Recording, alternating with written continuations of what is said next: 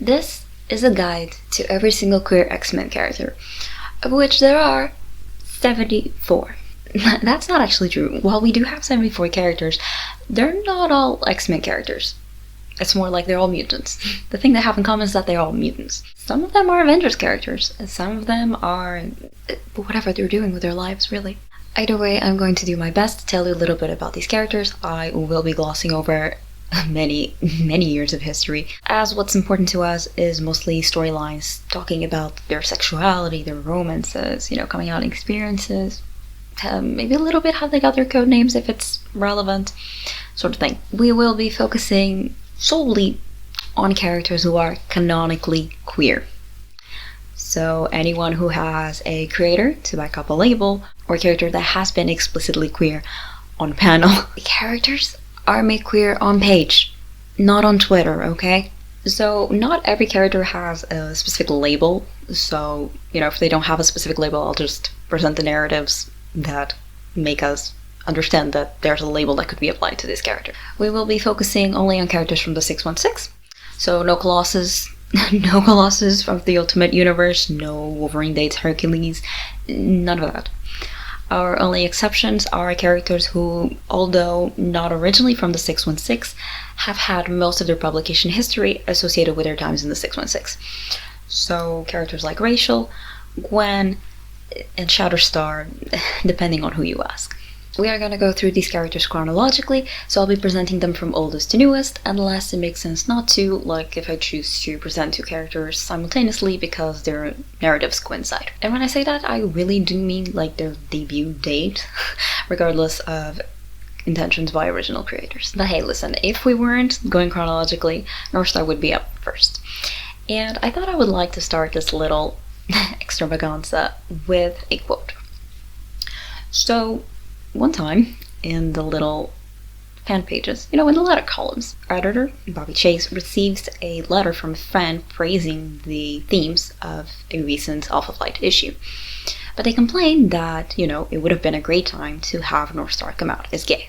Because although Northstar had never been addressed as gay on the page, it was widely understood amongst fans that Northstar was gay because creators had talked about it at that point. And the editor says that actually fans should keep their eyes peeled because in an upcoming issue, Northstar's sexuality will actually be addressed. So by the time issue 106 comes out, so the one in which Northstar actually comes out, there is a fan who writes a fan letter, not having yet read the issue of course, and this fan letter is actually regarding what Bobby Chase says in this previous fan letter.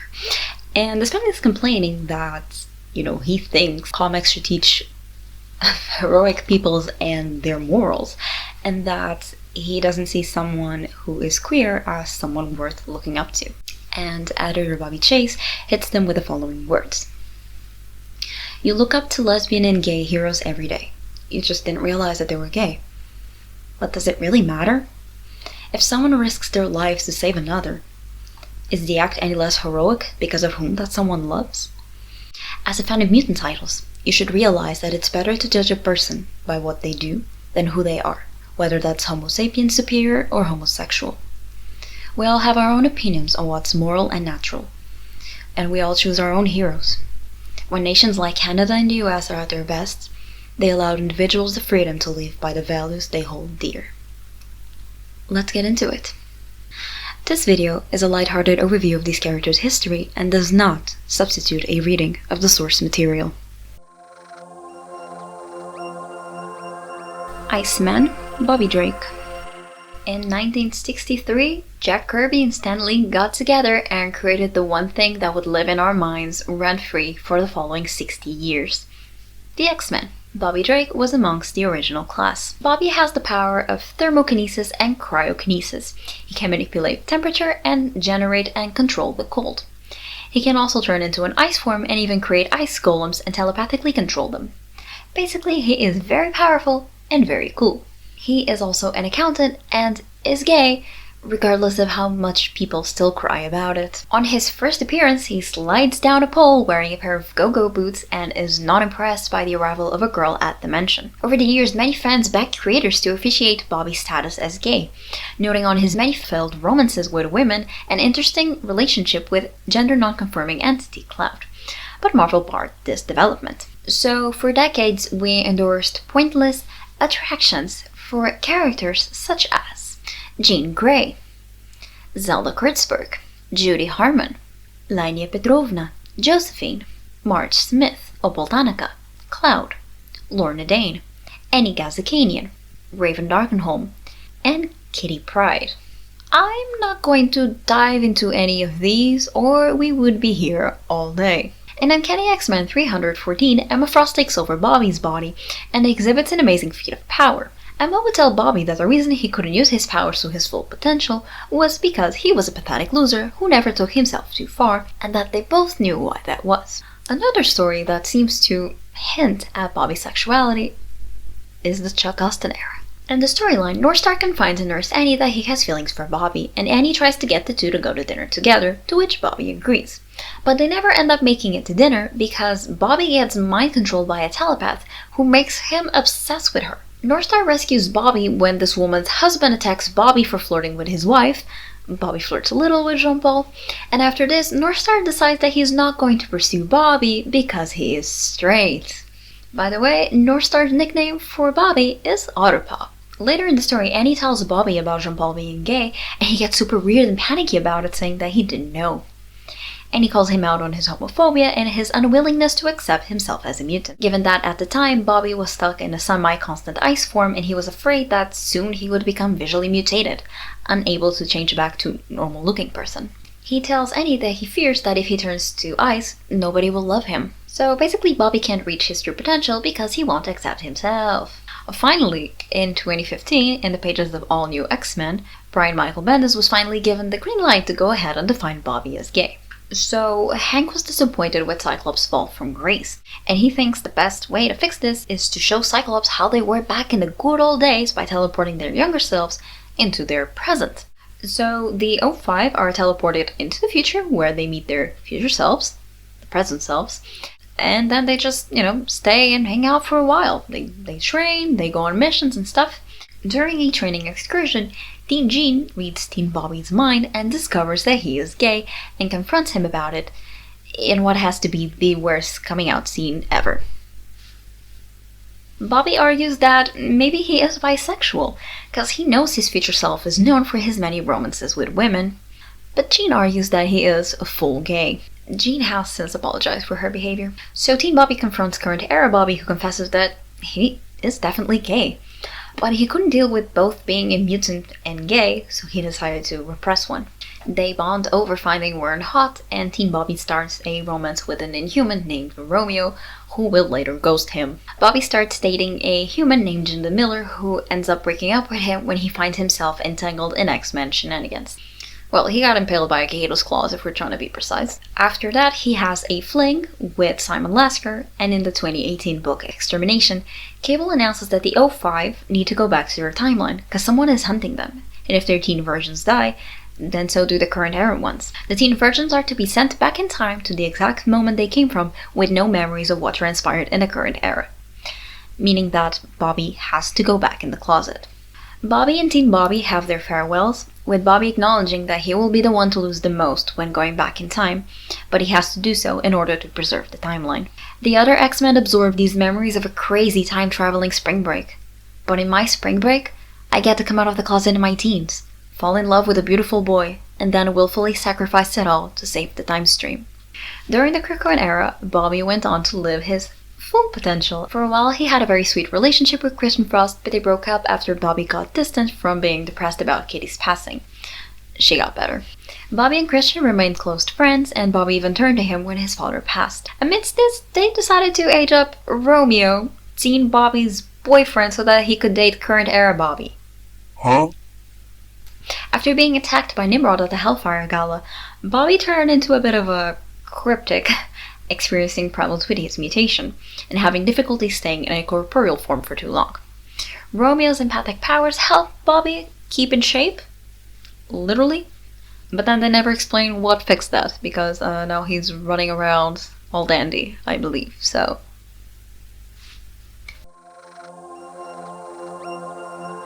Captain Britain, Betsy Braddock. Betsy Braddock is a British telepath who has fought alongside the X-Men and has dubbed many codenames. The most well-known being Psylocke, which she does not carry anymore. Betsy has a bit of a complicated / problematic history involving a body swap with a Japanese woman in the 90s. While in that body she became very popular. All of this was a little problematic and only got resolved in 2018. Y'all, at Comic-Con they just announced a new Betsy Psylocke series, like, why can't we ever win? Betsy Braddock is the daughter of Lady Elizabeth Braddock and Sir James Braddock, who is a native of Otherworld. He was sent to Earth by Merlin to father the future Captain Britain. She is the middle child, James, called Jamie, being the eldest, and Brian, her twin, being the youngest. After her parents both died, Brian was involved in a motorcycle accident and on the brink of death was approached by Merlin, who offered him one of two items, the Amulet of Right or the Sword of Might. He chose the amulet and so became Captain Britain, who is, as the name suggests, Defender of Britain. One time, Brian decides to let Betsy take up the mantle. She was trained by Captain UK, but one day during a fight with the crime lord Vixen and the Slaymaster, she lost her vision. Brian came to her rescue. He defeated the bad guys and took back the Captain Britain mantle. Betsy decided to simply use her telepathy as aid for her vision. But while recovering the Swiss Alps, she was kidnapped by Spiral and Mojo and was given artificial eyes and dubbed Psylocke. Thankfully, she was rescued by the New Mutants. Later on, to try and save the X-Men from their fate, she sometimes had precognitive visions, and in one such saw the X-Men dying at the hands of the Reavers. She had them go through the Siege Perilous instead. When she emerged, she was captured by Matsuo Tsurayaba, who had her switch bodies with his lover, who was comatose, a woman known as Kanon. When she eventually gained her autonomy, she had adopted Kanon's fighting style in training and started focusing her telepathy into a form of a knife, which she would use to subdue her opponents. Kanon seemed certain that she was a real Betsy, and after an unfruitful trip to Japan with Psylocke to figure things out, she also joined the X-Men under the codename Revenge. Not long after, though, she was infected by the Legacy virus and asked Matsuo Tsurayaba to mercy kill her before the infection would. This revealed that Kanon had absorbed all of Betsy's memories. And while Betsy was certain that she was a real Betsy, she was now stuck in Kanon's body. During this time, she became close with Archangel as they both bonded over their traumas. And for many years, Warren would be her love interest, except for the moment she dated Phantomax and Cluster, making Betsy bisexual. And she has also dated Blob and Rachel Summers.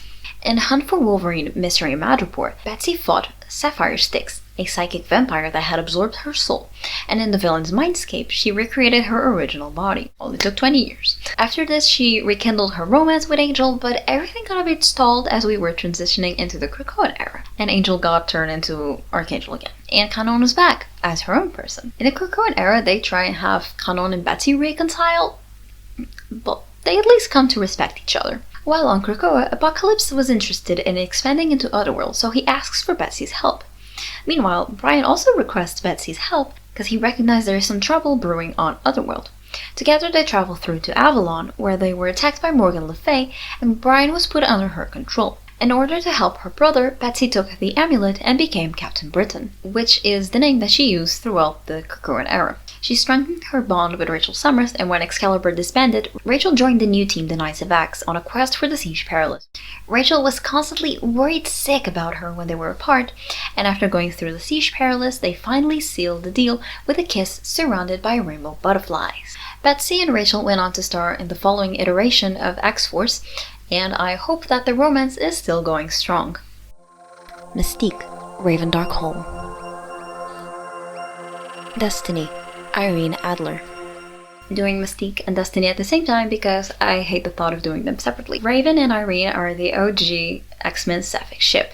Mystique is a shapeshifter whose prime form has blue skin and red hair, and Destiny is a precog who became blind. They are also old as hell.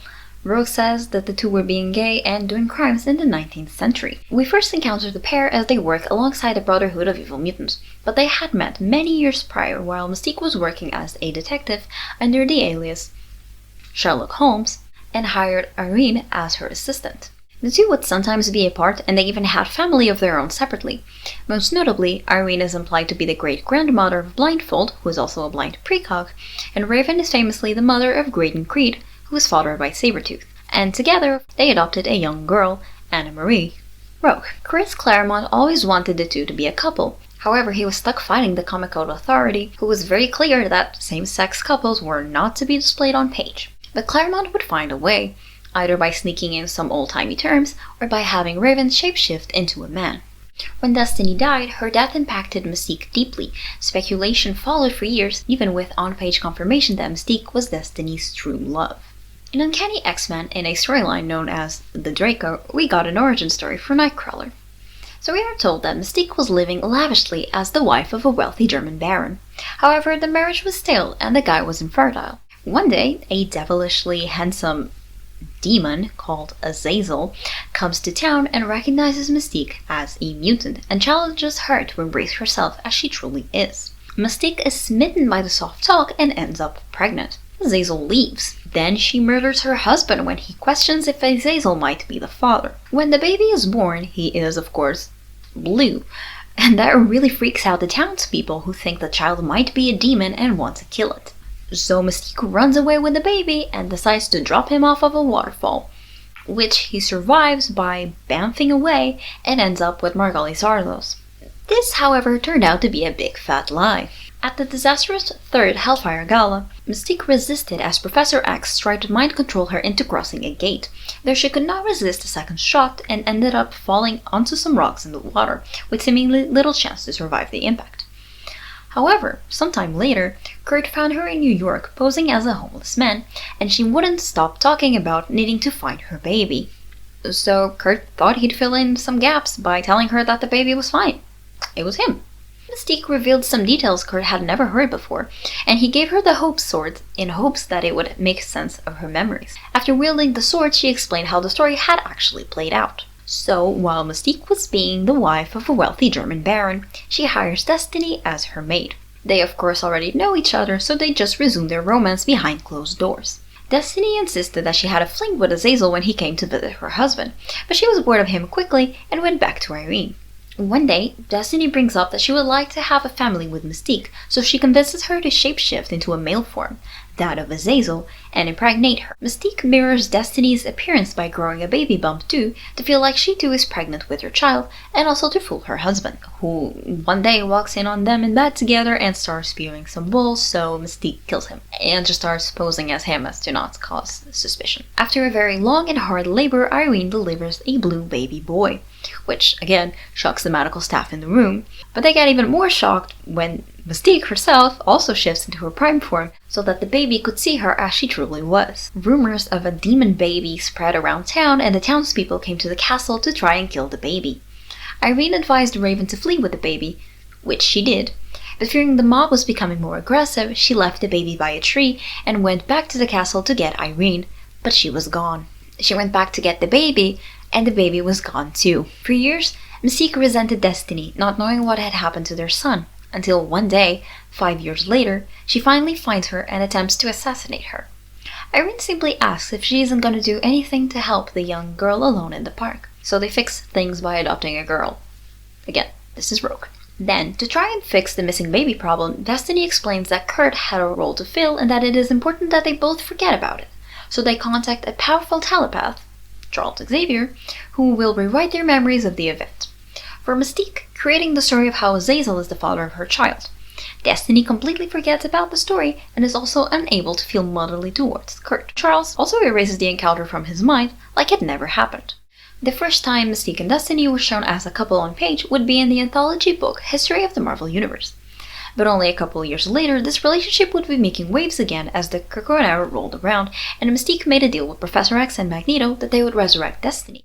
They, however, forsake their end of the deal, prompting Mystique to take matters into her own hands, as Destiny had left her very clear instructions that she was to be brought back, and if the request was denied, then Mystique was to burn that place to the ground. That was not necessary, however. Mystique impersonated Charles and had the Five perform the resurrection. Irene was resurrected much younger than she was when she died, about the age she was when they first met. And after a couple of days of being extremely overwhelmed by the new visions she was experiencing, she made her debut by being appointed a member of the Quiet Council. Mystique lobbied for this position, of course, but a girl boss got a girl boss. Later, when Kurt and Raven got reunited with Irene, Raven again tries to kill her, but was stopped by Kurt. Irene explained her feelings on the matter, about how she knew that Azazel would end up killing all of them, and how Kurt was an important player in preventing that, but they had to be absent from his life, or it wouldn't prevent Azazel from ruining everything. But hopefully everything was okay enough in paradise that eventually they decided to host a wedding/vow renewal, as it is revealed to us that they had been married before. They married 2 weeks before Irene died. And they didn't tell Rogue. Anyway, the ceremony was actually just a distraction so Mystique could go on a little heist. No notes, but it all was right. Oh, and Chris Claremont pays a visit. Very cool. Skane, Sibyl Vorak. Sibyl Vorak is a mutant with the ability to manipulate material, though she prefers to manipulate soft material such as fabric or hair. She is Romanian and came to America after being seduced by a Hollywood actor who was filming a movie in Romania and invited her to go back to America with him. She accepted, but came to regret her decision when her citizenship papers hadn't yet been processed. She still wasn't fluent in English and was stuck in his Hollywood mansion where he didn't even spend much time. She started to suspect he had taken on another lover, so she decided to go look for him by crafting herself a pair of wings using her powers and dubbing herself Gypsy Moth. That was the common name for the Lemantria dispar. The species has now been renamed Spongy Moth. Eventually her citizenship papers were processed and the boyfriend put her on his will. Next he dies of a burst blood vessel, which she could very well have caused. And with his riches, she decides to become a cult leader. Although she is a mutant, she is not an X-Men character. Eventually, she dropped the cold stuff and joined the Thunderbolts, where she took the new codename Skane. She makes the list because in one such issue of the Thunderbolts, she gives Melissa some advice on her relationship problem, saying, "Men suck," and suggests that she knows a club in Casablanca. Melissa interrupts her, saying, "You kidding me, Skane? First of all, I don't swing that way." Besides this, the only other tidbit that could be used to confirm her sexuality is her presence in a group shot of the Pride anthology, so... Northstar, Jean-Paul Baubière. Northstar is a French-Canadian mutant member of the Canadian team Alpha Flight and also various X-Men teams. His abilities include flight, super speed, and light projection, depending on the writer. Northstar has a twin sister, Jean-Marie, codenamed Aurora. They have the same powers, and when they touch, they can activate their light projection powers and create either a flash of light or like an Aurora Borealis. Again, depends on the writer. Northstar is Marvel's first openly gay character. For years after his debut, John Byrne had talked about how Jean-Paul was gay and how that was always the intention. But this was only put into writing in 1992. In Alpha Flight number 106, during a mission, Jean-Paul hears an infant cry coming from a dumpster, and he abandons the mission at hand to take the infant to the hospital. The baby, or girl, is not doing so well. In fact, she is dying of AIDS. Jean-Paul feels very strongly about the little one and decides to adopt her. This tugs on Northstar's heartstrings because he is himself a 2-time orphan. When his birth parents died, he was separated from Jean-Marie, who was given up to a Catholic institution where she suffered abuse. And Jean-Paul lived with the Martins, who were their uncles. When they died in a car crash, Jean-Paul lived in a foster home and eventually ran away and was taken in by an older gay man named Raymond. Jean-Paul worked as an acrobat in the circus, takes up skiing, becomes a gold medalist, and also works for the radical separatist movement called the Front de Libération du Québec, but deserted when he realized their methods were a little questionable. It's all good. In the end, he got a full pardon by the government and went on to be a national hero. Anyway, back to the baby. He named her Joanne. His gesture picks up media traction, and they won't stop reporting on how Northstar committed this act of selflessness and adopted an HIV-positive baby. All this commotion seems to really infuriate a guy by the name of Major Maple Leaf, who decides to track down Northstar and kill the baby. Northstar stops him, and during the brawl, the general reveals that his fury towards the situation comes from the fact that he saw his own son succumb to the same illness, but nobody offered him the kindness that they offered Joanne because his son was a gay man. Jean-Paul goes, "Well, I shouldn't have to discuss my sexuality with you, but I am gay." The Major argues that if that's the case, then Jean-Paul should be doing more work for the cause, raising awareness, because he surely has the power to do so as a very public figure. Jean-Paul agrees. In the end, little Joanne succumbs to her illness, and Jean-Paul calls a press conference to announce to the world that he is in fact gay. And in Uncanny X-Men 415, Charles Xavier invites Jean-Paul to come teach at the school. Jean-Paul is apprehensive. He had since written an autobiography titled Born Normal and created a sporting goods company called Team North Star Extreme Snow Sports, so he was not about to take the low-paying offer. But he agrees to help the X-Men with the mission at hand, which involves rescuing a young mutant whose power just manifested and he makes things explode. The problem is that not every mutant's body is suitable for their mutation, and this boy named Peter is such a mutant. He cannot control his powers and it ends up killing him. Jean-Paul tries to help the boy and ends up getting pretty badly injured, and this experience is what makes Jean-Paul take up Charles' proposal to take up teaching at the school. There he gets demoted from X-Men Squad and only works as faculty, serving as the advisor for the Alpha Squadron squad. In 2009, in the pages of Uncanny X-Men 508, he is seen alongside a very dashing gentleman. You know, tough words, because this is Grantland art. This gentleman would become his partner, Kyle Ginadu, a human. And in 2012, in the pages of Astonishing X-Men, Northstar would make history again by marrying Kyle and becoming the first gay character to be married in a Marvel comic. Unfortunately, writers seem to not know what to make of Kyle, so his most common storyline is always, "Oh my, how will I ever adjust to a life that Jean-Paul leads?" Well, fear not, friends, it was not hard. During the Krakoan era, Jean-Paul and Kyle moved to Krakoa, Kyle being one of the few humans to inhabit the mutant island. He was a little weirded out by some of the stuff, rightly so, but seemed well adjusted enough to enjoy his time there. He was well liked by the members of X Factor whom lived with him, and he would often give good advice on how to solve problems. Oh, and he is Jean-Paul's publicist, by the way. They met because Jean-Marie was friends with him, and she's the one who introduces the two. But he is also one to make a good impression. Gambit notes on how smart he is, and if things don't work out with Jean-Paul, that he should marry him instead. Karma's sister says that he is very handsome, and Captain America is still waiting on his dinner invitation. The only person who seemed to mind Kyle on Krakoa was Magneto, and Jean-Paul really showed him who's boss while telling the Avengers to f*** off while at it. In the pages of X-Men Trial of Magneto, when the waiting room was established, Northstar goes to inform Kyle that because of the waiting room, they are now expecting. He just receives a call from Hope Summers to inform him that baby Joanne would have grown up to be a mutant, and therefore she can be added to the resurrection queue. When I say I ugly cried reading this, no comic book page has ever made me cry harder. Which, by the way, Marvel, where is the baby? Side note, Jean-Paul and Jean-Marie don't have much of a defined ancestry, but some fans like the idea that they might be First Nations. While Jean-Paul's narrative doesn't really fit in with a stereotype, Jean-Marie's history of abuse at the hands of the Catholic Church could certainly fit. Shadowcat, Kitty Pryde. Kitty Pryde is the youngster who joined the X-Men at just age 13.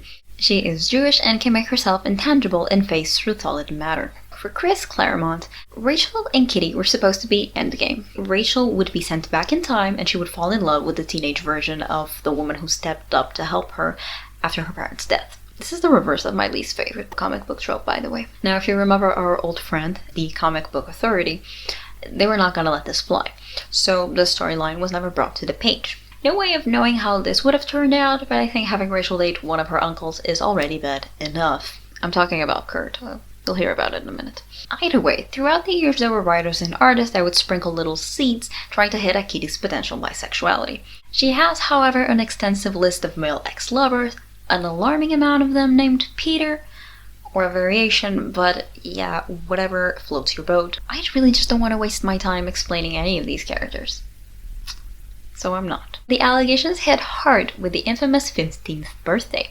Courtney, who I'm not going to explain, but the gist is this is not Courtney Ross, this is Oprah Luna Saturnine who sucks, brings up that she has a few ideas to make Kitty's birthday memorable, if Kitty is willing. Kitty is, she ensures, while sucking on the cake frosting on Courtney's finger. The birthday is, however, plagued with illicit actions, such as underage drinking and driving without a license, and yes, I will point that out, because I am fun at parties. Courtney showers Kitty with presents from a glam makeover. My favorite part is definitely that Kitty says that someone will suss out that she is a 15-year-old playing a grown-up, and Courtney basically tells her that she needs to be confident, and then nobody questions the little child as she experiences fine dining at London's fanciest restaurant with a very nice champagne, private jet to Paris, the best jazz club in the world, dancing on the Seine while on a boat, and a jaguar to top it all off. I fear this would be believable nowadays, more than it was in the 80s when the storyline came out, which... yeah. Chancellor Ellen Davids would refer to this relationship as a lesbian affair. It's definitely giving sugar mommy. But like, is there a different term when she supports all your destructive behavior? Because this is not giving mother. This is sugar stranger that disregards your well-being by enabling destructive behavior. To be fair, I feel a little icky about this storyline, mostly because of the way that people who have worked on it addressed it as Courtney corrupting Kitty, which, I mean, she kind of is. But I feel like it trails the old, like, queer characters have to be super morally correct, or else they are these disgusting creatures trying to seduce others into their decadent lifestyle or something. Then there is the time that she almost kissed Karma in the pages of Mechanics.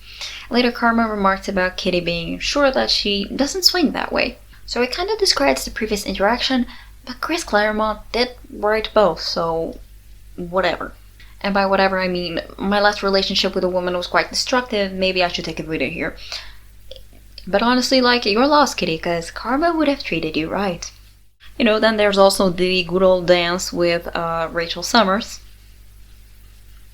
That goes nowhere, thanks. And in Marauder, Kitty finally kisses a girl. And why do I feel like that isn't enough to have her sit at the grown-up table? Well, my problem is that I felt like this wasn't enough foundation to build something on top of. I fear that, you know, any writer could come up at any point and be like, well, that didn't happen, and just forget about it, gloss over it completely. I was afraid, like, somebody is gonna come out of the woodworm, pull Piotr again, and try and get her to go with Piotr again. And we don't need that. We don't need that. Like, girly let them at the altar once. After that, we already have had a, ooh, let's get Kitty and Piotr back together. No. We don't need a repeat of that. We've had so many repeats of that. We don't need it again. So, you know, for me, the only logical choice was we need a change. And hey, wouldn't you know it? After I went on this little rant previously, you know, when I originally wrote the script, they do have Kitty have a girlfriend in the new Exceptional X-Men book. And now let me tell you something. I completely forgot about that book. And so last night I was like, oh, I'm gonna record this tomorrow. I should go and make sure that I have my script up to date. What's up with Nina? Nothing. I haven't picked up that book in 1 year, and there has been no development in their relationship. Like, I know there's a lot of trauma involved at the moment because of all, you know, everything that went down at the end there with the Cocoon era, but maybe it's not the greatest time to talk about Kitty's sexuality, but we're not getting anywhere, are we? So yeah, that's the gist of it. Kitty Pryde is queer, but that's it.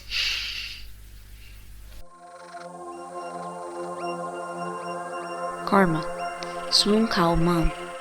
Swoon Kao Man, the mutant known as Karma. Let's start off by setting that straight. Karma originally debuted under the name Xiang Koi Man, and it was noted since her debut that although she is supposed to be Vietnamese, her name was simply gibberish. This was fixed in 2023, so just know that if you come across any Xian or Shan or something, it's this character, but it's gibberish, and I guess you can read it as Swoon. Swoon was a refugee trying to flee Vietnam with her mother and younger siblings on a boat to be reunited with her uncle and twin brother who had fled earlier. The boat they took was overtaken by pirates and bad things happened. Their mother would pass away before they were rescued by the United States Navy, and the kids went to settle alone in the country. So Swoon's power is that she can overtake people's minds and control them. Her twin brother has the same power, but basically she uses it for good while he uses it for evil. Their uncle was also evil, and her brother was working for him, so she decided that she had to put an end to it and absorb his life essence, which meant he no longer had a corporeal form, but somehow lived within her. Under the codename Karma, she is mostly known as one of the founding New Mutants who was booted off her leadership role, her iconic pink buzz cut, and being one of the girls mistreated by serial girl heartbreaker Kitty Pryde. And being the character where every single time she gets focused, it has something to do with her family. In the series Mechanics, Swoon has moved to Chicago to study at the university, and so has Kitty Pryde. In this book, we have our first little hint at Karma's sexuality, when Kitty implies that it's weird that Swoon is complimenting a guy, and she asks if a girl can't enjoy the view. In issue 5, there is some setup where it seems they might just kiss, but they don't. Swoon proclaims herself a lesbian in the pages of New Mutants Volume 2 in 2003 to David O'Lane, more on him later, and admits to Danny that her affection towards Kitty was not reciprocated. She was never to be seen with another woman until 2009 on Uncanny X-Men 508. Uncanny X-Men 508 is for the gays. Now, retroactively, we know that during her pink buzzcut era she had a girlfriend, so I guess that we can kind of assume that she probably was out to her friends and was comfortable in her identity. In X-Men Legacy 235, she battles Cameron Hodge, and ends up so badly injured that her left leg has to be amputated. Since then, Karma has sported a prosthetic leg. In Astonishing X-Men, writer Marjorie Liu wanted Karma to pursue teammate Warbird, but that didn't go anywhere. But also in that book, it is revealed that Karma has a half-sister, Dao Kao-ma, who in America went by the name Susan Hachi. She was a mutant but lost her powers on M-Day, presumably she had the same power sets that Karma had, and she is also the CEO of Hachi Corporation, a business in the robotics field, and they are working with micro and nanotechnology, creating devices that can mind control people, I suppose. They never really do explain what the hell this company is. In the story, it is also revealed that Karma's father, thought to be dead, was alive this whole time, but he sucks, as we learn that he sold Dao to a sweatshop to get rid of her. When Dao threatens to kill Swoon by pointing a gun to her head, Swoon projects onto her sister's mind memories of her own suffering in an attempt to bond with her. No use, because their father shoots Dao. Bruh. Now, as Karma is her closest living relative, she inherits her fortune and her company, making her a billionaire. Though we later learn that she gave away her fortune to help mutants and refugees. In New Mutants Dead Souls, Tran, that's the twin who I never named until now. Okay, sorry. So in the series, Tran started to manifest again, but a good old stabbing by Magic's soul sword puts him out of the land of the corporeal again. In the Krakoan era, Karma underwent the Crucible, but not to get her leg back, no, she wanted her brother to be resurrected. This era was also fruitful for her. In 2021, Karma finally got some action when she finally cooked up the courage to talk to the alluring Galura. More on her later. You know what Galura and Warbird have in common? Feathers. Like, Karma's type is feathers. Ascani, Rachel Summers. Rachel Summers is the daughter of Jean Grey and Scott Summers from Earth 811, the timeline that we know as the Days of Future Past. In that timeline, anti-mutant sentiment is an all-time high. Rachel was captured and brainwashed by a hop to become a hound, forced to use her powers to hunt mutants and turn them in for the authorities, and was branded with face marking. Eventually she managed to use the pain to break the mind control and rebel against the hop, so she was booted off the hound program and put into a detention facility where she was reunited with some of the surviving X-Men, including Kitty Pryde and Franklin Richard, with whom she became romantically involved. They came up with a plan to fix their situation. They had to stop Senator Callie's assassination. Rachel used her abilities to project Kitty's mind onto the body of her teenage self, as she existed prior to Callie's assassination, with the hopes that, with the knowledge of what would transpire, that would be enough to stop it from happening. Rachel's powers also include telepathy and chronoskimming. And although the assassination of Senator Callie was averted, their timeline did not change. The X-Men were annihilated, and Kitty and Rachel were the sole survivors. Rachel would send her mind to travel back to the past to try and understand why it was. It's because when you go in the past to change something, you don't alter your future, you merely create a new branch of the timeline where things play out differently. Unbeknownst to her, on her little excursion, the Phoenix Force was immediately drawn to her as the child of Jean Grey, and so it implanted a piece of itself in Rachel, as she returned to her era none the wiser. Kitty, however, was aware, and when their last mission was borderline suicidal, she asked that the Phoenix take Rachel back in time to where it came from, and so Rachel vanished from Earth 811 and re-emerged on Earth 616. Rachel tries to get help at the Xavier School for Gifted Youngsters, but is taken aback when she doesn't recognize the people she sees in there, so she promptly leaves. Wandering the streets of New York, the external Celine is drawn to her energy and tries to drain her life source, but she manages to escape and runs inside a nightclub. As she falls to the floor, her telepathy runs amok. She hears the thoughts of other people in the room, and some are clearly a bit confused about her looks, questioning whether she's a girl or a boy. The owner of the nightclub, a man named Nick Damiano, notices her in distress and offers to help her by taking her to his apartment. Rachel accepts because she reads his mind and sees that he genuinely wants to help her. He lets her get comfortable at his apartment, but not long after, she realizes that he is dead, as he has been consumed by Celine. Celine attacks Rachel and a fight breaks out. Rachel cannot defeat Celine, so she cries out for Professor X, who detects her thoughts and sends the X-Men to help her. Eventually, she will reveal to them the truth about who she is, but all in the midst of distress as she learns that not only is Jean Grey dead, Scott has a wife who is pregnant, making her believe that her future will never exist. Nevertheless, when Scott's son is born, Nathan, Rachel loves him immediately and swears that she will protect him. One time, Rachel sacrificed herself to save Captain Brian, not Betsy, who was lost in the time stream, and she was thought to be lost forever. She, however, emerged in the 37th century, in a future ruled by Apocalypse. There, she formed a rebellion, the Clan Ascani, and became their legendary leader, Mater Ascani. They prophesied about the arrival of a chosen one, a child who would defeat Apocalypse. That would be Nathan Summers, who had been sent into the future after being infected with a techno-organic virus, to save him from the infection and to be honed into the warrior known as Cable. Well, this is the origin for the codename that she had, I guess. I like that one. She has also gone by other codenames such as Phoenix, Marvel Girl, and Prestige. And as you already know, she has gone on to date Betsy, which personally just feels a little bit more natural. Like, they really try to insist on her having male lovers. First there was Dr. Rory Campbell, who in her timeline is a Hob, so the guy who tortures her and turns her into a hound. Great choice of partner, okay? Then there was Corvus, a Shi'ar that wielded a blade called the Blade of the Phoenix, which had the Phoenix bonded to it. So the two were drawn to each other because of their mutual Phoenix connection. But Rachel broke it off because she felt that she actually was just drawn to the Phoenix and not to the guy. And then there was Kurt. Like, this is so egregious when you consider that in her timeline, Kurt is literally her uncle and watched her grow. The second best thing to come out of Kitty and Piotr's failed wedding was that they promptly dropped this relationship. Like, thank God. Like, Kurt was talking about asking her to marry him? No. Right before the Krakoan era, Rachel was recaptured by a Hob and brainwashed again. But she was saved by Kid Cable and X-Force. Since Cable was now a kid, Rachel took on the opportunity to become the big sister she always wanted to be for him. Then on Krakoa, she became part of X Factor, did some freelancing work for Excalibur, and then spent so long pining for Betsy, until she finally joined her on Otherworld on a quest to defeat King Arthur and Merlin, during which she finally broke the streak of awful boyfriends. Please, no more of this. Rachel and Betsy are still together today, but I guess they don't do codenames anymore. Ritter, Julio Richter. Julio Esteban Richter is a Mexican mutant with seismic powers. He can cause earthquakes and manipulate the earth and its flora. And yes, he is named Richter, like the Richter scale, that thing to measure the intensity of earthquakes. When his powers first manifested, he raised 3 city blocks, and this put him on the Right's radar. They kidnapped and tortured him. He was saved by X Factor and later stayed with the team as a trainee.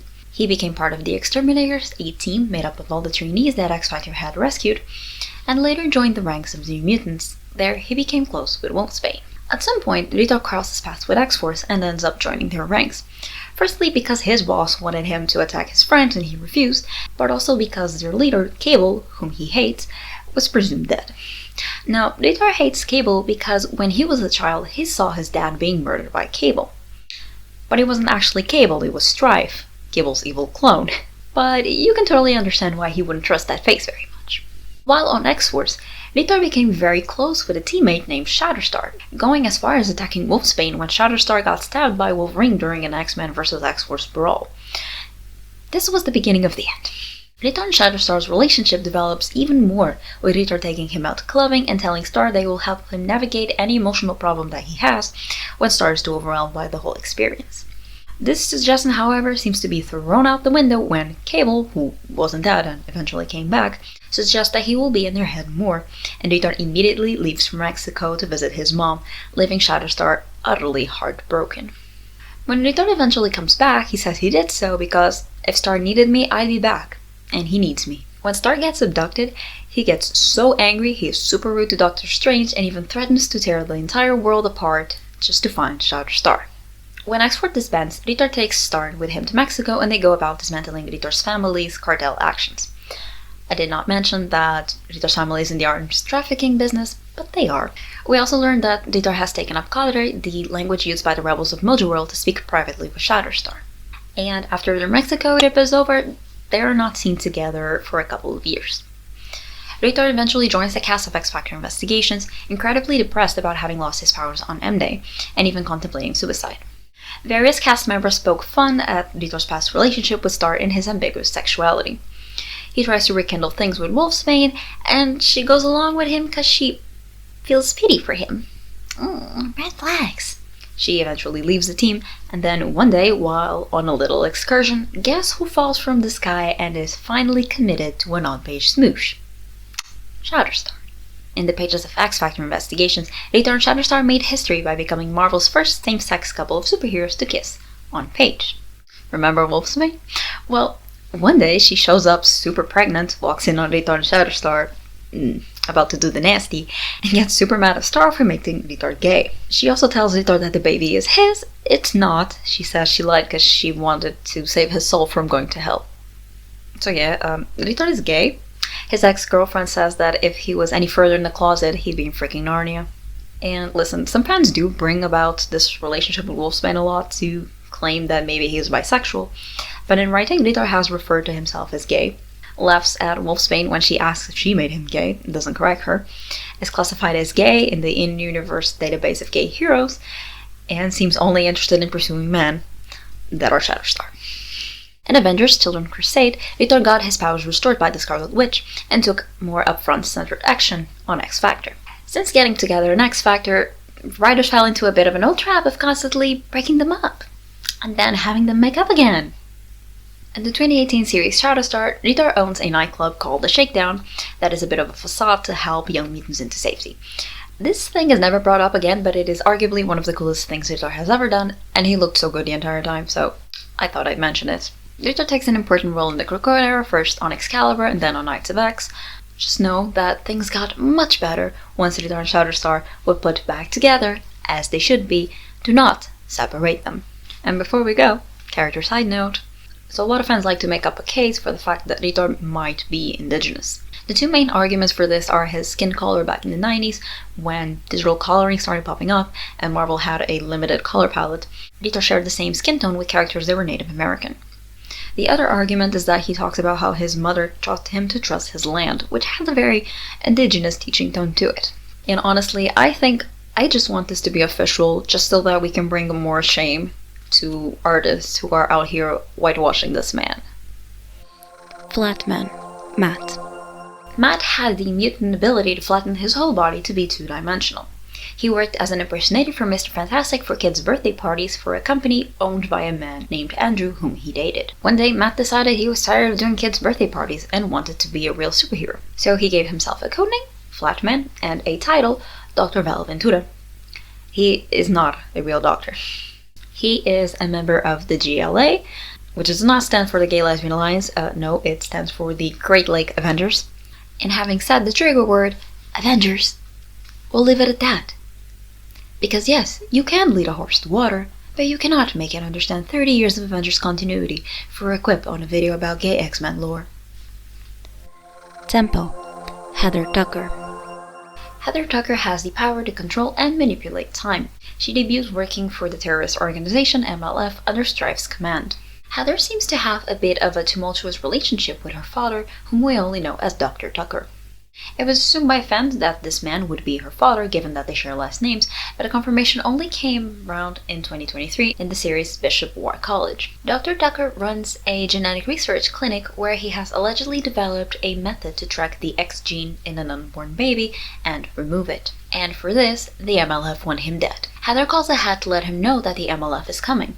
He says her voice is familiar, but doesn't really recognize her. The story also implies that she also contacted X Factor so that they could come and stop the MLF. Wildside attacks Dr. Tucker and he is badly injured. The MLF goes about trashing the place because they can't seem to find the research. X Factor shows up and the MLF ends up retrieving. Wolfsbane finds Dr. Tucker, who, on his last breath, tells her that the research is being uploaded to a disk and that she should hand it over to the government. Ron chooses to destroy the disk. When the MLF retrieves, Strife notes how odd it was that they were overtaken so quickly. He asks if Tucker has any idea what happened, She says no, but clearly did not put any effort into fighting. Strife might have been testing her loyalty with that one, but we'll never know. On Krakoa, Tempo finally pivoted from a character who was a bit of a minion into more of a heroic character. She even ran for the X-Men the first election. Now, this change could have gone much earlier, as Fabian Nicieza has talked about how much he would like to have substituted her for Farrell, which he had on his X-Force team and he didn't like. So essentially he wanted them to change sides. Farrell will go to the MLF, Tempo would come join X-Force. But this never ended up happening. Cable did offer her a place on X-Force, but she declined and later was seen again with the MLF. It was such a lost opportunity. From this storyline alone, we could have had a great change of heart. With her starting to question her moralities, having the whole great power comes great responsibility, when your bad call led to the death of someone hypothetically close to you. But yeah, this was basically never picked up. Remember when I mentioned Farrell earlier? Previously during an event called Age of X, which is sort of an alternate universe that has some repercussions for 616 characters. That version of Tempo, on her last breath, asks that Rogue of that universe shares a message of hers with Farrell, with Rogue revealing that Farrell is actually dead. This led fans to speculate that there would be a sort of relationship between the two. And technically the death of that universe's Tempo also caused the death of 616 Tempo, but later on she is seen again with the MLF, so again. Also, Farrell is not on the list. Besides heroics and aging whiskey, the current era also brought Tempo love. We finally got a confirmation that 616 Heather is in fact a lesbian, as we see her break up with her girlfriend Renata. Luckily, Tempo was invited by Bishop to join the Marauders, and while on their adventures, she met a woman named Thea that she immediately fell in love with. More on Thea later. Shatterstar, Ben Gavidra. Shatterstar is a gladiator from a reality known as Mojo World, which is 100 years in the future. Shatterstar is a skilled fighter, and he can channel energy through his swords, and using an anchor, aka someone whom he trusts deeply, he can channel this energy to open portals and travel to a location defined by said anchor. But doing so really drains his energy, so he doesn't do it much. On Mojo World, they were slaves of Mojo, forced to perform in the gladiatorial pits. Shatterstar was their gladiator name, but their slave name was Gavidra 7. While on Earth, they sometimes take the identity of Benjamin Russell, which is a bit of Shatterstar history we are gonna gloss over, because it is confusing. In the 2019 series Shatterstar, we learned that he legally changed his name to Benjamin Gavidra, so that's his legal name, I guess. Every writer since has ignored it, so whatever. And did you watch a certain movie and were under the impression that his name was Rusty? Yeah, you'd be wrong. Shatterstar is the son of X-Men Dazzler and partner Longshot, though it remains unclear whether or not Dazzler is aware, because Longshot seems to know. And how's that? Well, Dazzler's memories of ever being pregnant were erased when Shatterstar was born, and he was taken into the future to preserve the timeline, to put it simply. Okay, so Shatterstar joined a rebel group on Mojo World trying to rebel against Mojo, the Cadre Alliance, and he is teleported to Earth to find the legendary X-Men who would for sure help his cause. But he doesn't find the X-Men, he finds Cable and his X-Force, and Cable immediately recruits him for his fighting skills. Shatterstar agrees to work with Cable because time travel. It doesn't really matter if they get to it right away or not. They have not gotten to it. On his first actual appearance, Domino promptly calls him a pretty boy, which would be a running theme. Farrell taunts him for wearing makeup, GW Rich calls him a lipstick pretty boy, and you know who stands up to defend him? Well, a teammate by the name of Ritter. Oh, and another name that Shatterstar gets called that reflects his assets? Shady Buns. Shatterstar and Ritter grow incredibly close. Star even learns Spanish so they can have conversations of highly personal nature. When Shatterstar is overwhelmed about not having been engineered for the emotional part that is involved with intimacy, Ritter vows to help him sort it out, which was a very tall order. Anyway, the next morning, Ritter chickens out in a gay panic and leaves. We talked about this. Shatterstar goes into full sob mode. He is reckless and inconsolable. During this time, Star goes out and finds himself near a club where he and Ritter went to together. There he finds a woman who is being harassed by a group of men, theoretically because she is a lesbian, as when Star arrives at the scene, one of the guys teases the girl asking if Star is her girlfriend. Star proceeds to beat up the homophobes. There is also the famous text box comparing Ritter and Shatterstar's relationship to that of Siren in Warpath. So eventually Ritter comes back, and when X-Force disbands, Star leaves to Mexico with Ritter because, Julio is my friend, and I would rather offer him my sword arm than have it atrophy from disuse. And then they're gone for a while, the X Factor happens. I'm not going to repeat myself. I actually want to go ahead and discuss author drama surrounding Shatterstar. So, when Peter David made Shatterstar and Litar kiss on page, fans rejoiced. But not all of them. Cue Mr. Liefeld, creator. Now, Liefeld went on to say some crazy shit about this, like that Shatterstar was a Spartan and that he wasn't a gay one, and how he would like to retcon it, and that he was supposed to be asexual.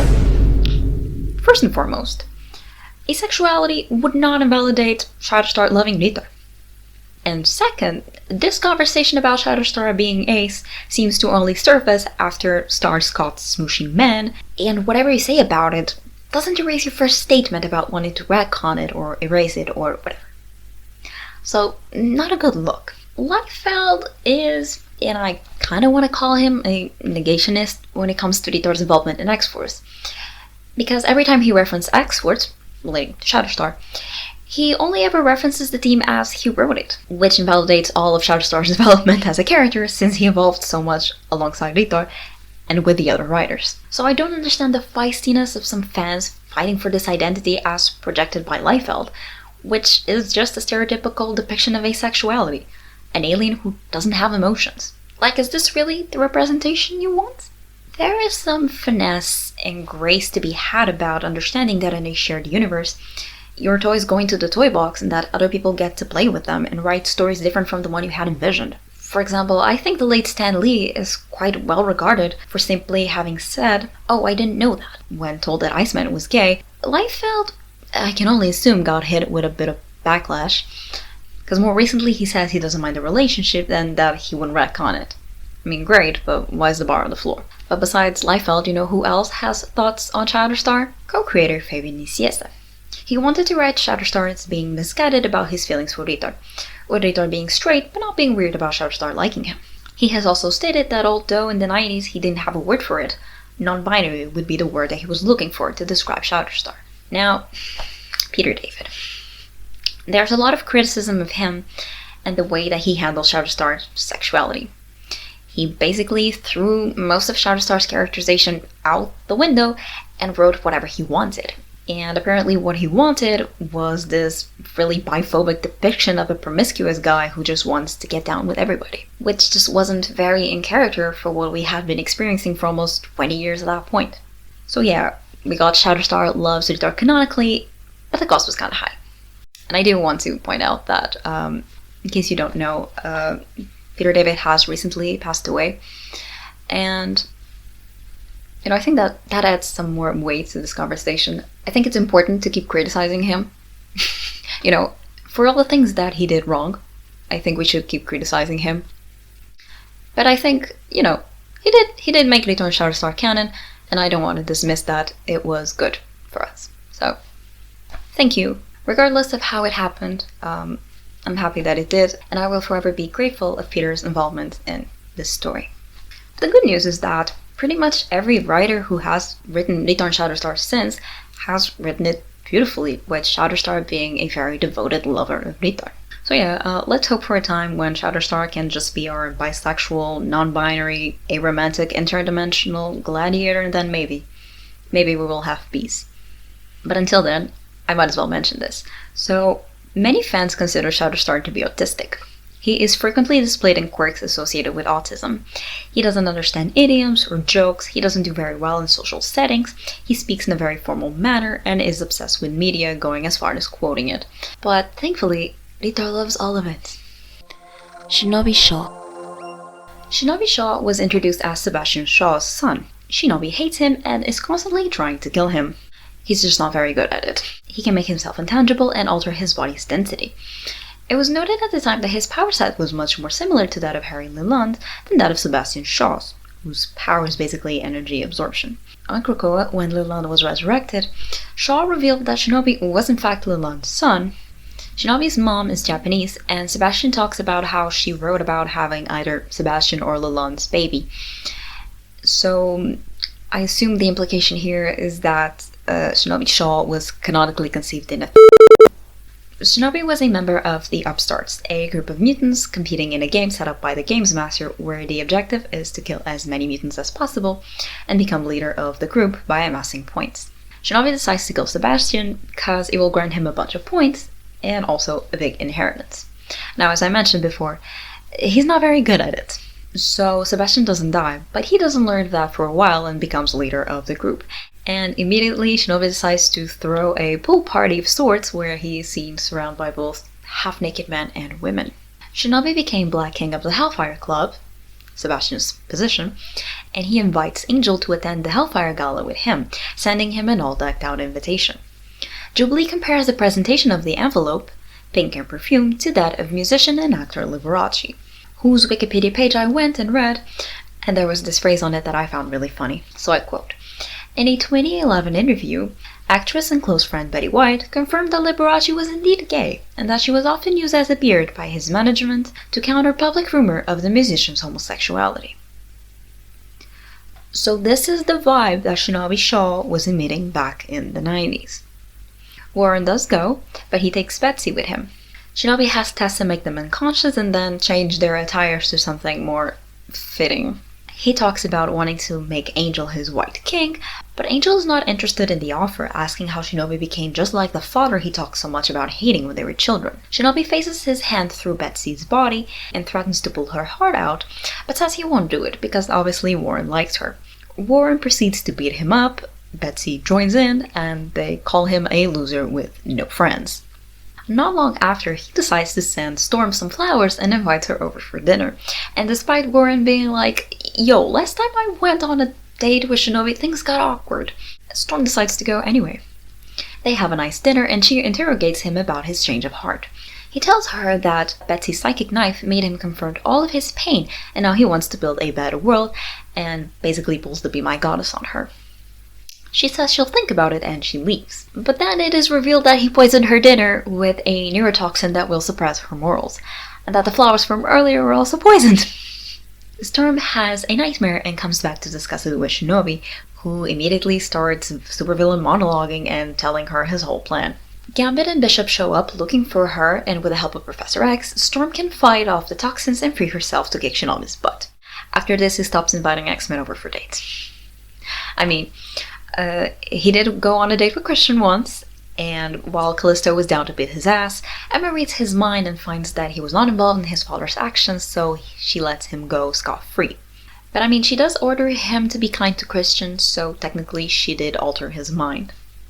But, you know, at least his ass was not kicked this time. No context for this because I don't want to explain what happened during the Krakoan era. Everything that was planned out for him during the Krakoan era ended up being dropped because of the pandemic and the comics restructuring that followed. So, here's the thing. Shinobi Shaw is the one character on this list that I feel like I do actually have to defend why I decided to include him. Because all of these instances that I just mentioned, how well can they actually pinpoint the fact that he is queer? You know, because while I do believe that comic characters are made queer on page and not on Twitter, Jordan D. White said on X-Men Monday that he was surely flirting with Christian.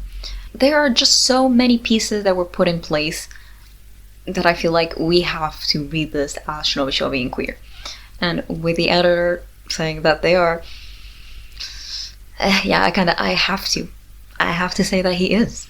The pipeline of wanting Warren Worthington III and ended up getting involved with Christian Frost. After the fall of Krakoa, Shinobi was spotted working for Sebastian, but betrays him in favor of helping Kitty and Callisto, which only makes sense if you ignore everything that was dropped during the Krakoan era. We'll see where he goes next. May he be wearing short shorts, bathing in a tub, or drunk off his ass like God intended. Courier, Jacqueline Gavin. So, I'd like to start off by apologizing to this character whom I seemingly have to dead name for a bit. I am so sorry, darling. Debuting under the name Jacob Gavin Jr., Courier is a mutant with the ability to change their genetic material. They can shapeshift, heal, regrow lost limbs, and make their X gene undetectable. They worked for their father as a messenger and crossed paths with Gambit delivering messages from the New Sun. Let's ignore that. Gambit likes them enough to take them with him on missions where they will be comic relief, as they aren't very good in anything that isn't espionage, infiltrating, staying alive, or spending daddy's money, because Courier is a trust fund baby. When Gambit finds himself in debt to Mr. Sinister, he decides to offer up one of Jacob's fingers, which they aren't too keen on doing, but they have no choice. They explain that they can only use the cells they have to regenerate the ones they've lost, and that they used to be taller at 6 feet 2 and are now down to 5 feet 9 from healing severed limbs over the years, which would be a great explanation to why their suits seem so ill-fitting. But hey, it's all good, because Jake controls all their cells. So when they leave the lab, Jake simply kills the severed finger, and Sinister can get any tracings from it. To solve a time-traveling riddle, Gambit takes Courier with him back in time to 1891, and they end up sailing to New York to find Mr. Sinister. He is working under the alias Dr. Milbury as an obstetrician, so Gambit's plan is to have Jake turn into a woman, which he knew he had to do because the time-traveling riddle involves an antique photo of him with a woman whom he recognized to be Jake. When the transformation is complete, Gambit is so gobsmacked by the spectacular work that they ask Jake to marry him. Jake answers by going, "Hate you," and Gambit suggests that they have sex instead. Jake books an appointment with Dr. Milbury under the name Jacqueline Gavin. He runs some tests on the blood sample and quickly realizes there is something interesting about Jacqueline, so he injects them with a substance that makes them unstable and their bodies started to liquefy as they lost conscience. It takes Sinister 2 weeks to put Jack back into a corporeal form, but they get stuck in the female form they had when they were disturbed and can't change back to their male body. They don't seem too bothered by the female body, they just complain about how every guy in the room won't shut up about how hot she is. And Gambit asks for reassurance that their original body was indeed male. It was. And Sinister is all like, "Well, I can't help with that. You should have been more specific that you wanted a male body." In order to get Courier back into a corporeal form in the first place, Gambit had to make a deal with Sinister, and he agrees to let Sinister take a little sample of Courier, their plan being that they would repeat the prowess from earlier when Jake killed their severed body part. But since their ability is halted at the moment, they can't do it. Gambit says that they think that Jake doesn't actually want to turn back to being a man. Jake doesn't answer. I think I might have lost a thread here because I assumed that they had lost their powers, but they haven't. Later on they can still shapeshift into other forms, but their prime form is female. Now you see, Gambit makes a joke about them being okay, but we have a panel of someone, who we have to assume is Jake, over a toilet throwing up, but they are clearly in the male body. So I think the implication is that they have a weird reaction when shapeshifting to their male form, and that's why they don't do it. Because why wouldn't they shapeshift and keep presenting themselves as male? I think that's what the narrative is implying, but honestly I was a bit lost. But yeah, they turn into a woman and then they simply accept that as fact and dress to match the expectation for that physical appearance. Like, Jake could very well kept wearing their looser fitting clothes, or even just keep wearing stuff more in line with their old style, but nope. They immediately take to tight-fitting clothes, pencil skirts, high heels. They really don't seem too bothered by the woman form. They only seem to be annoyed when, let's say, stereotypical women tropes are projected onto them. Like, they are annoyed when Mystique calls them a damsel in distress and a gal Friday, or when people lust openly over them for being hot, so like, normal stuff. In the end of the series, Gambit surprises Courier by kissing them, leaving them speechless, implying that they had feelings for Gambit. Now, this was Jake's last appearance when I originally wrote the script. And then 4 days later, guess what happened? Yep, that's right, Jacqueline Gavin makes a comic book appearance, specifically stating, when called Jacob Gavin Jr., that they have been going by Jacqueline for a few years. In the original series, Courier never actually calls himself Jacqueline. They either start introducing themselves as Courier, or just use the name Jake, as do other people referring to them, which is why I kept calling them Jake. But the little text labels always use Jacob Gavin Jr. as their name, and there are narrative boxes saying things like, "A young man now trapped in the body of a young woman," and she has become don't ask him, her, how, Remy LeBeau's close friend. I don't think the narrative was looking for a label to put on them, so the whole thing is handled weirdly. I'm just happy that Fabian got to put his hands back on this narrative, bring back this character, and, rectify/clarify his doing. So, thank you so much, Fabian, for your work. Now, I originally wrote a bunch of things criticizing the handling of this character, since it had been 20 years prior. to her last sighting, I've gone over a few, but let's address the identity discussion. You could make an argument that their latest appearance solidifies Jacqueline as trans, and that's what I want to go with. You could see them as gender fluid, but if they have been going by Jacqueline, and they also took a female form for the latest espionage job, shapeshifter, could have very well taken a male form, perhaps they prefer female forms. I think the trans label fits well. When they originally met Gambit, they actually were posing as a woman in a bikini armor, But honestly, the biggest takeaway from this whole story is that Gambit is a trans ally. Canonically. And I guess it is also canon that he saw a pic of their body as a woman and decided, yep, that's an egg that needs to be cracked. And yes, the rumors about Marvel barring writers from making Gambit bisexual are true, so here you go. Gambit will kiss his trans friends, and he will also flirt with your husband, so keep an eye on him if he's around. Jesse Drake. Jessie Drake was Marvel's first transgender character, and I think that we should keep calling her that, because when she debuted, Jacqueline was still a few years from transitioning. She can shapeshift empathically, so basically she mimics the appearance of people around her. Jessie Drake has 3 appearances, all of them revolve around the same thing, a facility named Fortress, which studies superhumans, as in they abuse, torture, and run experiments on them. She was kidnapped by this institution, but Typhoid Mary saves her, but then gets really icky when they learn that Jessie is trans. Later in the story, Mary does come to accept Jessie and rescues her from the facility. This would be her second appearance. On her third appearance, Jessie teams up with Black Cat and they blow the place up. Jessie was supposed to have a storyline in the 2020 book X Factor, but that book was cancelled before it happened. Little funny side note about Jessie Drake, you might have noticed that they have the same last name as Bobby. Now, a connection between the two has never been made, but it wouldn't make for much of a stretch. In Iceman Volume 3, Issue 5, Bobby's mom says to her husband, and I quote, "There aren't any gays on my side of the family. Muties and queers, they must come from you." This could be interpreted as there being another Drake who is also either a mutant or queer, or both. Again, this is not canon. This is a free idea. Bloke, Mickey Torque. Bloke was a member of X-Force, a reality show where a bunch of superheroes complete really bloody tasks to drive up audiences. They were sponsored by a tri-millionaire, which sounds very ethical, and the team got their asses beat by the OG X-Force, who wanted them to stop defiling their good name for the sake of money and fame. This reality show would later rebrand as Ecstatics. Bloke can camouflage, he has superhuman strength, endurance, and durability. He technically was the first superhero to kiss his male partner on page.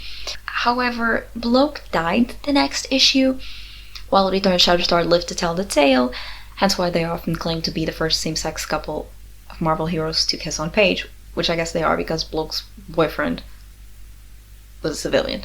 I mean, he probably is a mutant too, if you look at his eyes, but he doesn't even have a name. Vivisector, Miles Alfred. Vivisector also joined X-Force. He has a werewolf-like form and matching lupine powers. Oh, sorry, no. He is not a werewolf. He is a overeducated, mutated human with lycanthropic tendencies. And his name is definitely a play on the artist's name. Some guy from the company suggests that since all the other teammates are always on shenanigans, he in fact should also drum up some drama to get more media coverage. Their idea to achieve this is by faking a gay relationship. They both realize that although they are both gay, they are simply not attracted to one another, as Miles likes men who are more intellectually challenging. Fake dating is the only good trope in this whole book. He is later revealed to be dating a movie star named Brandon Cody, and he is approached by a scientist who has synthesized a cure, and he decides to go along with it. His boyfriend breaks up with him, accusing him of erasing everything that made him, asking if he might try to erase his own sexuality next. Miles immediately regrets his decision and begs the team to take him back, but they won't because he's powerless now. Meanwhile, the scientist's plan was to take Miles' X gene for himself all along, but the powers only activate when he is exposed to Miles' trauma, daddy issues, cause his dad sucks. But when the powers activate, Dr. Finley, the scientist, becomes convinced that he is Vivisector and he is burning up with rage for his father, and he tries to kill him. Miles kills Dr. Finley and gets his powers back, and this confrontation with his trauma, that the other guy did, also gives Miles a power-up for some reason. His boyfriend Brandon turned out to be a loser who only wanted him for his fame and money, so he dumped him and started a relationship with a man named Raju who actually liked him for his writing and intellect. When the team eventually decided to retire, they held a big old party, but during that party they decided, no, let's go on one last mission. But it was a setup and most of the team died. Miles survived the ordeal, then he retired for good, dedicating himself to writing, and lived until the series was brought back 20 years later. Should have stayed retired. Fat. Billy Bob Riley. Fat has the power to use the fat deposits on his body to enlarge it at will. Like he could give himself a huge fist.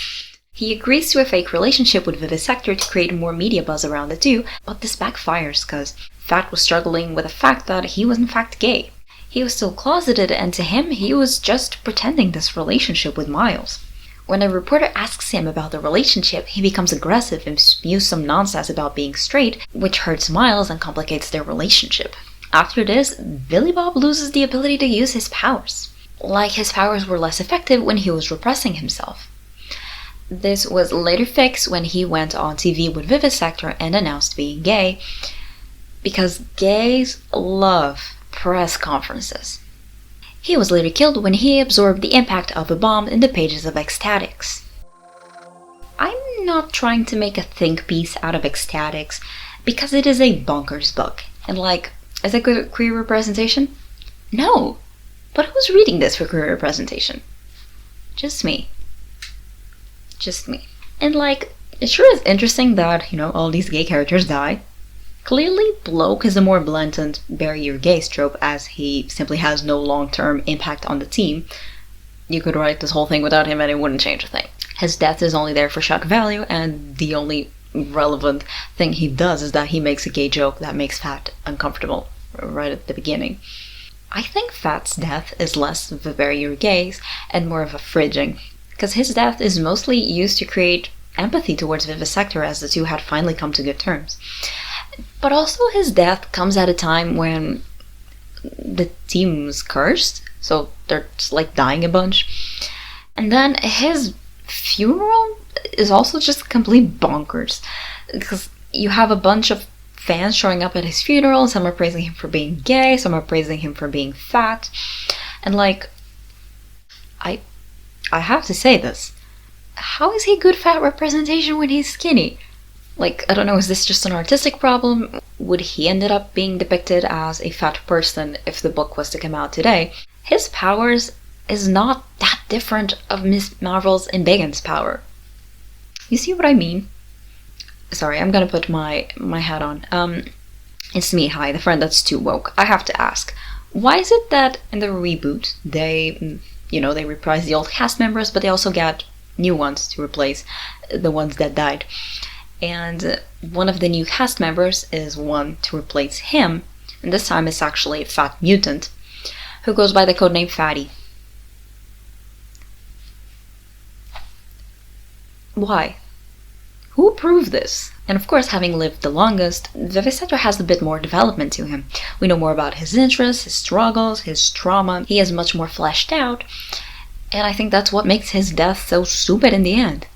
Really pointless. It's literally the last issue. He gets critically injured at the beginning of the series, spends the whole time convalescing, isn't ceremoniously killed at the end. No impact.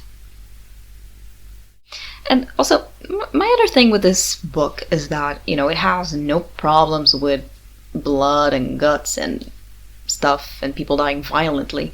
But intimacy? If two dudes just banged, they better be fully clothed and 5 feet apart. Two bros chilling in the hot tub, 5 feet apart cause they're not gay. Negasonic Teenage Warhead.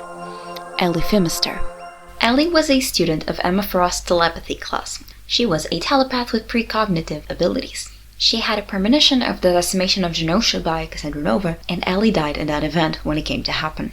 Years later, however, Ellie resurfaced, alive and well, no longer the full-on goth she was before.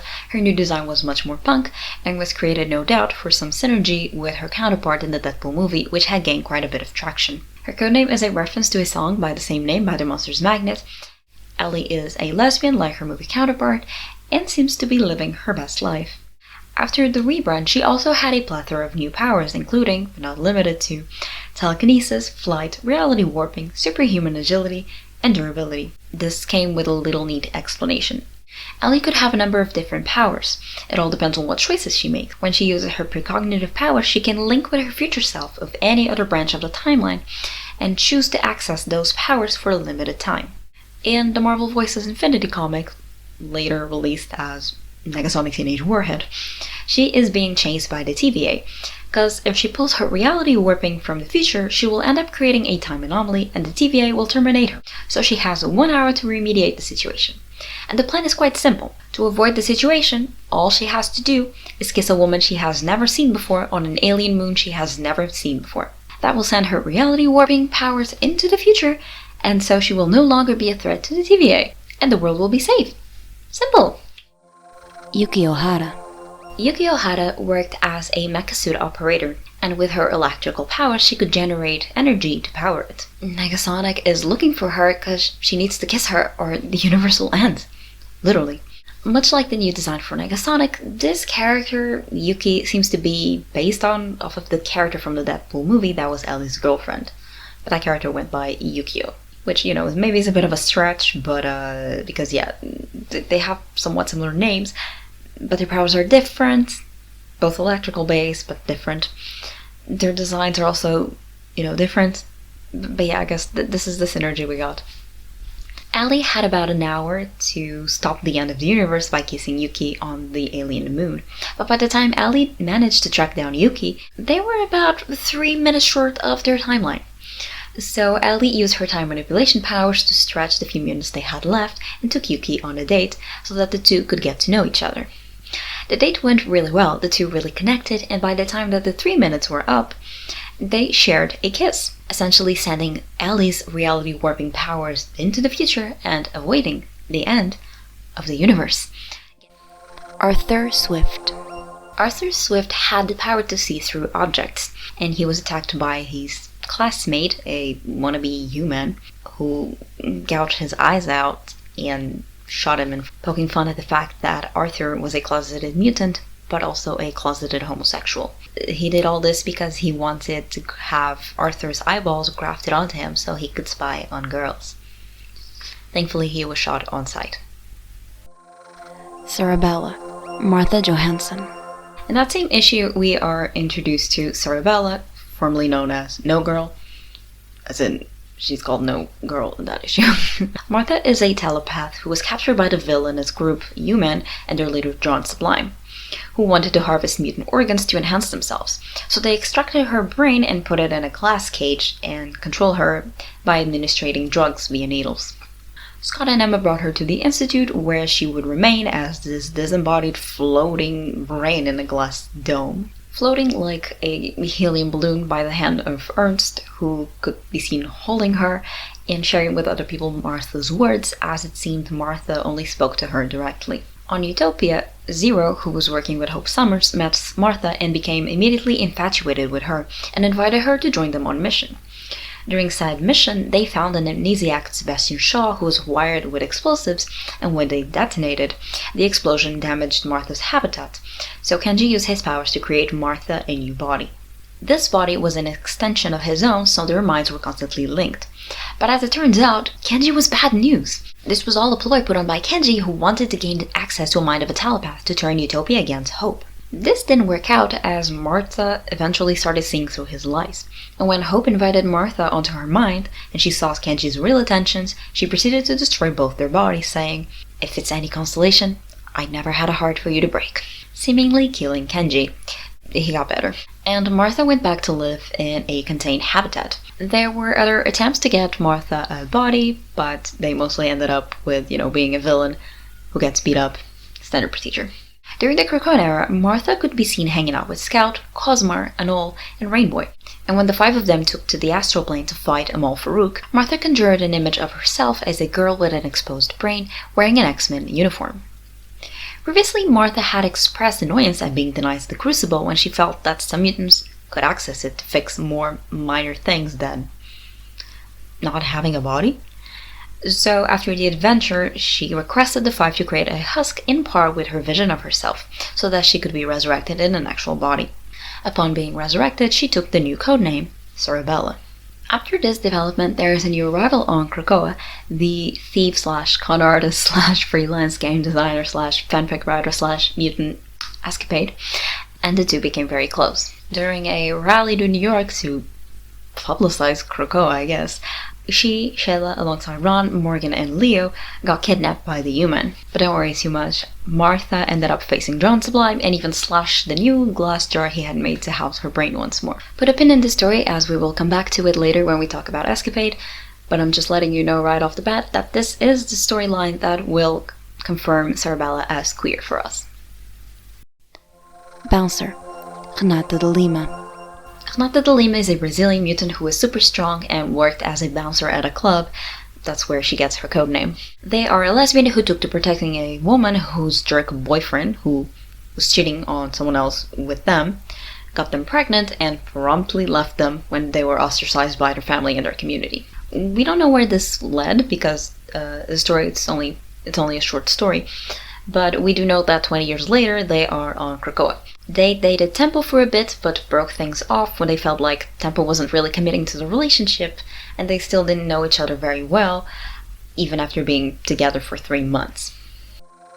Phantom X, Charlie Cluster 7. Is Phantom X a mutant? Some sources say yes, some say no, but if you look at his appearances, 99% of it is X-Men comics, and there's literally a giant-size X-Men Phantom X, so Phantom X was developed by the Weapon Plus program under the codename Weapon 13, and he also uses the alias Jean-Philippe. He's a skilled fighter with a superhuman ability with enhanced agility and strength. Well, the thing about Phantom X is that he is quite literally 3 jackasses in a trench coat, as he is a combination of 3 different brains that inhabit one body. And honestly, I don't feel like dedicating much energy to him. No offense, but the only reason he is even part of this list is because in X-Force Volume 4, he kisses Dr. Nemes unprompted, thanking him for acknowledging that he is indeed the best, while also having dated Betsy Braddock. So remember when I said he has 3 brains? So one time he died, and Ava, or EVA, I guess, a manifestation of his nervous system, but also a sentient techno-organic ship, and sometimes this humanoid sentient thing puts his body into a cloning chamber. But because the chamber detects all 3 brains, it clones 3 different bodies. The 2 new bodies were Cluster, Charlie Cluster 7. Cluster, Phantom X with boobs, who was the nicest of the 3, and Dark Phantom X, but as an evil goth. Phantom X takes Cluster and Betsy to go meet his mom, and the next time we see Cluster, she is making out with Phantom X. But then she also tries to third wheel for Phantom X and Betsy. But ultimately, Betsy realizes that the parts of Phantom X that she liked were Cluster all along, so they begin a relationship. Meanwhile, Betsy is giving Phantom X a silent treatment because she is mad at him because he's right about her and she doesn't want to deal with it. And this whole time, Cluster was too busy trying to get Betsy to agree to a threesome. The third Phantom X, like Weapon 13, Dark Phantom X, or whatever he's called, he's trying to propose a polycule. I hate this book. Ultimately, Phantom X and Cluster decide that they need to go in the white hot room so that they can go back to inhabiting the same body because they feel it's the only way that Betsy will ever love them again. And I don't think Betsy wants a relationship with any of them anymore because she's done with it. I'm not sure how this works, but I think Phantom X is then whole again. But also not really, because I think Dark Phantom X got mauled by the Demon Bear. So is he part of the equation? Like, is Phantom X no longer evil because Dark Phantom X is gone? Okay, listen, I didn't pay too much attention when I was reading this because I found the book so egregious and I just wanted it to end. But Bottom line is that Cluster dated Betsy, so yay, win for lesbians. The thing is that Cluster is a character that no longer exists, And immediately there was a Lady Phantom X in Age of Revelation. Sure, why not? which is a weird concept in X-Men comics. Post-Resurrection era. During Resurrection era, who knows.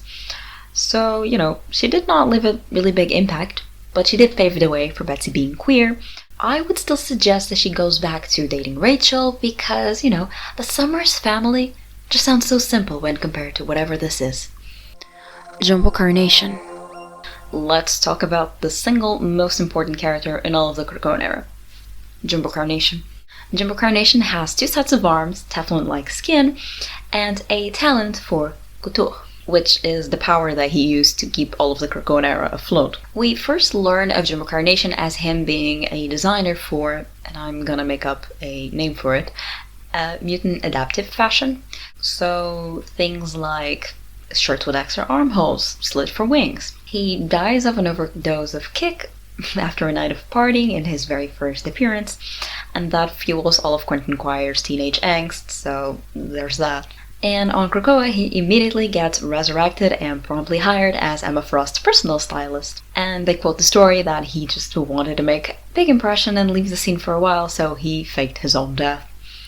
Which, of course, not real, because, resurrection, but they had to keep up appearances for a little bit. In his first appearance, we learn that he is gay when men try to pursue him.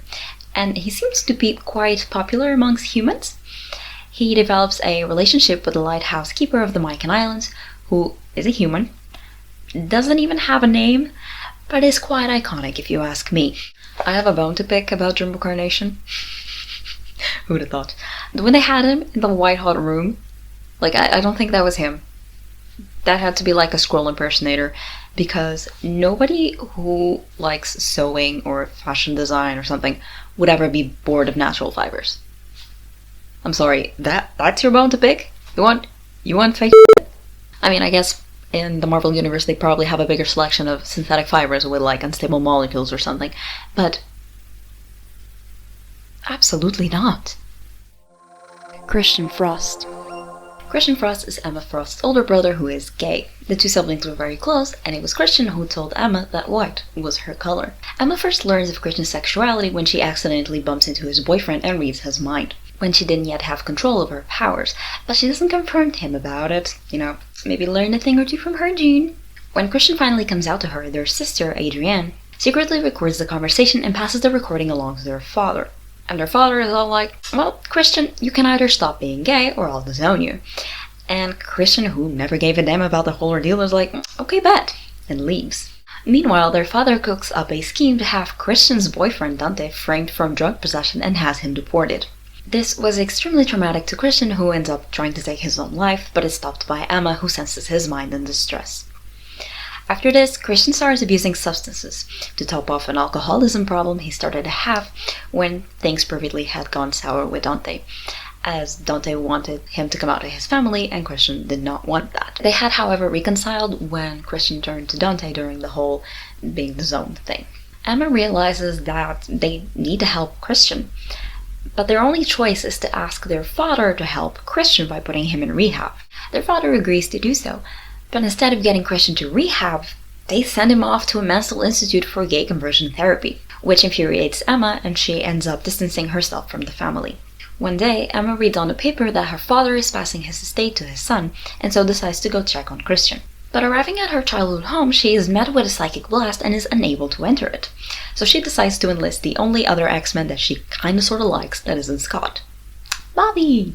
So Bobby goes with Emma to visit the estate, and quite quickly they realize that Christian has powers. He can harness energy from the astral plane and create psychic projections. And he kills his father. Good for her. Bobby and Emma manage to sort things out with Christian, who even goes as far as forgiving Emma for her absence throughout all the years. By the way, side note, this is the issue that made me an Emma Frost stan. Her saying, I don't love much, but I love him, regarding Christian. That made me a stan then and there. Later on in the series, Christian thanks Bobby for his help by giving him a big fat check, which is hilarious to me, because next time we see Christian Frost, it's with Bobby by his side wearing a bedazzled monogrammed robe. Writers ultimately chose not to pursue their relationship. But he's still very loving and caring towards Bobby. They got together, they broke up, Christian became close with Shinobi Shaw, they broke up, Christian got with Bobby again, they broke up again, and now they just casually hook up. Or, up until recently.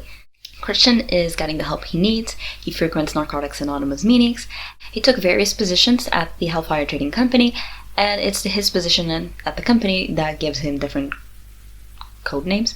They're not really code names, they're more like job titles. He doesn't really have a mutant code name, which is not really that big of a deal, but, Bobby brings it up once, and then it was like the whole ordeal for the whole of the Crocone era, because I guess writers didn't have a damn clue what to write for this man. So we're here. And my other bone to pick with this character is that in the Iceman story, when Emma goes to visit Christian at their estate, Christian opens a bottle of wine and Emma pries it out of his hand, saying, "My brother wouldn't just casually break his sobriety." But during the Crocone era, he is constantly, and I mean constantly, drawn with a glass on his hand. Doesn't have to be a cocktail, it could be a mocktail. And at some point we do have a confirmation that he drinks mocktails at the Green Lagoon, but come on. I understand the aesthetic, he's just a really fancy rich guy. Sure, you gotta have him posing with a nice glass of something, but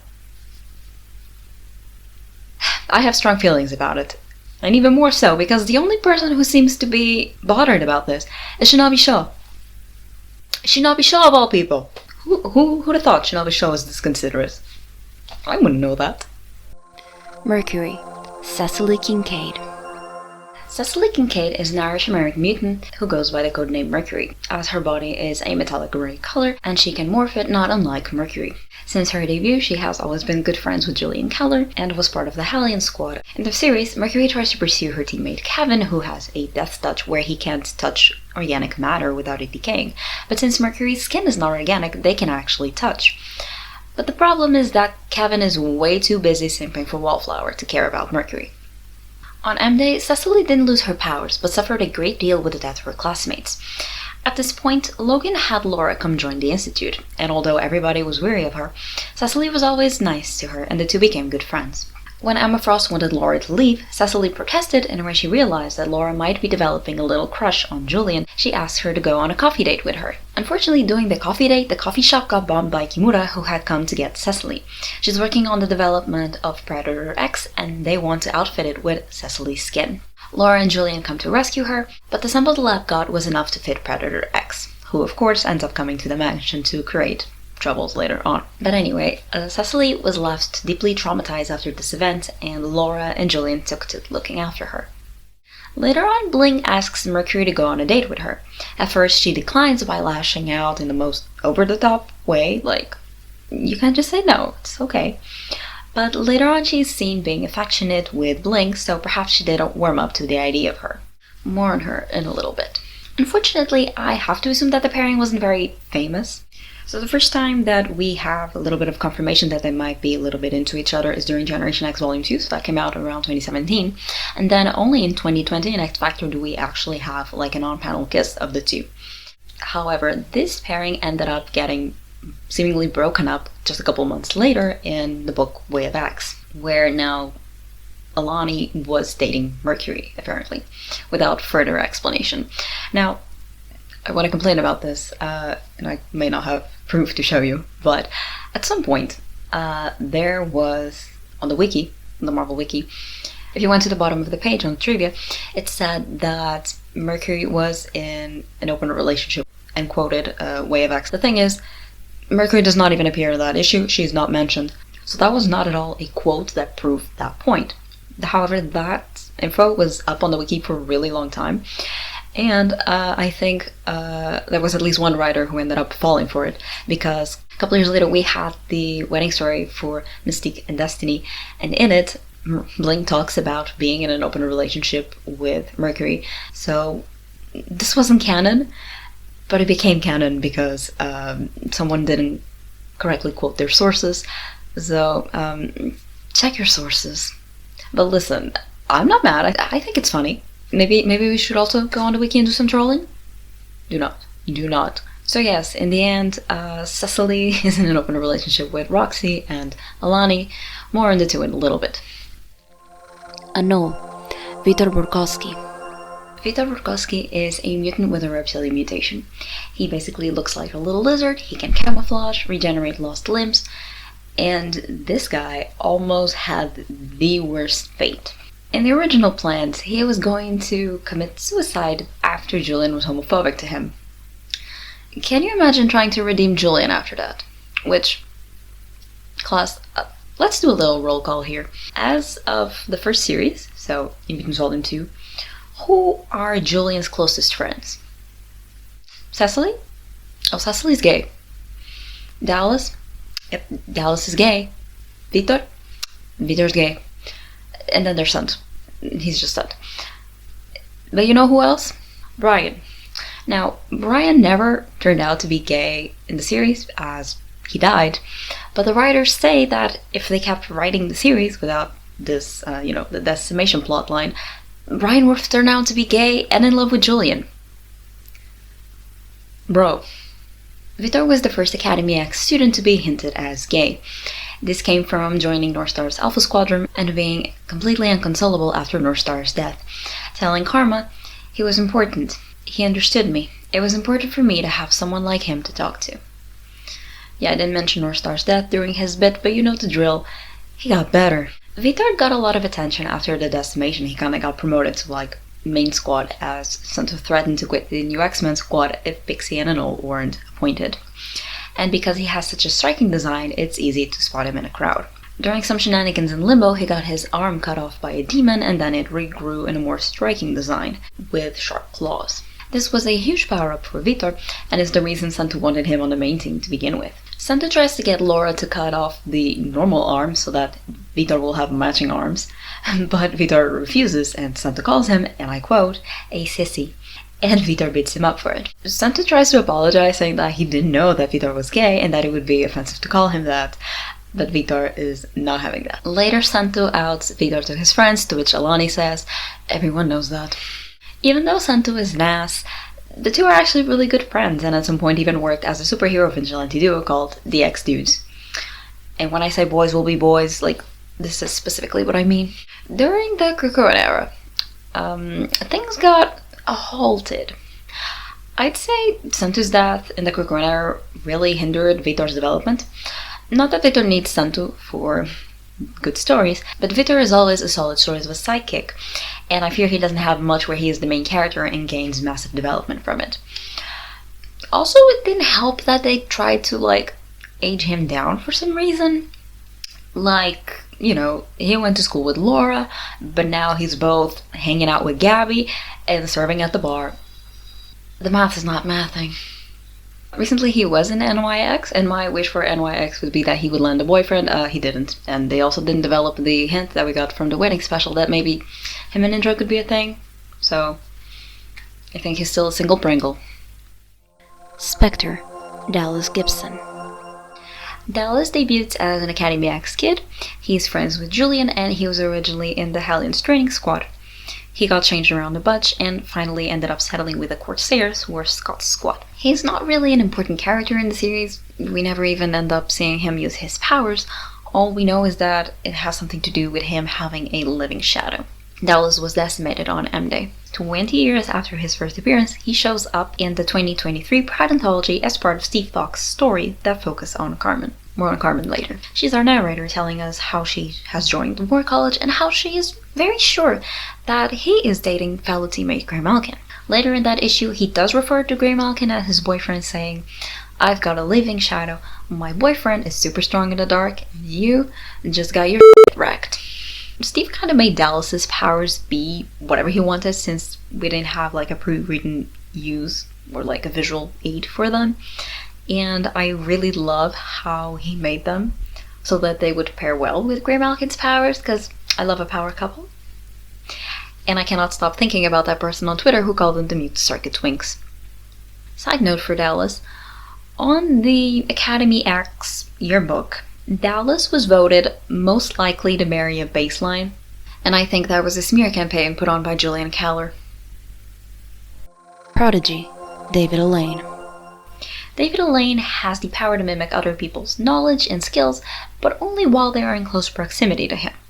Basically, if Beast is in the room with him, he knows everything Beast knows about science. But the moment Beast walks out, David is left with none of that knowledge. When Swoon is close, he speaks French. When Wolverine tries to fight him, he knows his fighting style and can dodge his moves. This changed somewhat recently, and now he can actually retain his knowledge due to some development in the pages of Dead X-Men, but for most of his publication history, this was not the fact. I guess for most of his publication history, David was depowered, actually, I should say that. So David was part of the New Mutants, Danny's training squad during the Academy X era. David faced some frustrations with having an unoffensive power. He didn't understand why his powers worked the way they did, so he enlisted Emma Frost to try and help him, who enlisted Danny Moonstar to help her help him. The basic analysis concluded that David had a mental block in place that prevented him from keeping the knowledge. But why was that? By using a mutant circuit, not credited as such at the time, but definitely that, of Emma's telepathy and Danny's showing of one's true fears, David perceives a future in which his mental blocks were lifted, and so he started absorbing the knowledge of everyone around him. Soon after, he left the school, as there simply was nothing else for him to learn there. He made a list of people he wanted to meet and gain their knowledge, and by treading this path, soon enough David made his way to becoming the President of the United States, with fellow teammate Serge as his First Lady. His presidency is going great. He has 0% unemployment, 0% hunger, 0% diseases, and 0% poverty. Except, by this point, his power has completely corrupted him, and he is a tyrannical maniac. He is pursuing his old teammates for rebelling against him. He got Elixir killed after he exploited his powers in search for cures for cancer. He got Dust executed for being a traitor. He kills the X-Men and kills Danny Moonstar because she didn't reciprocate his feelings for him back then. Ew. And he decides that he's going to wipe China off the map because they won't abide by his rules. He ends up getting defeated by Surge, who sacrifices herself by overdriving her powers to stop him. This ends the dream sequence. Like me when I make fake scenarios in my head and hurt my own feelings. So this was a very valid reason his brain decided he shouldn't keep the knowledge he got from other people. After this, things got a little awkward with Surge as he was exposed to this dream where she was his wife.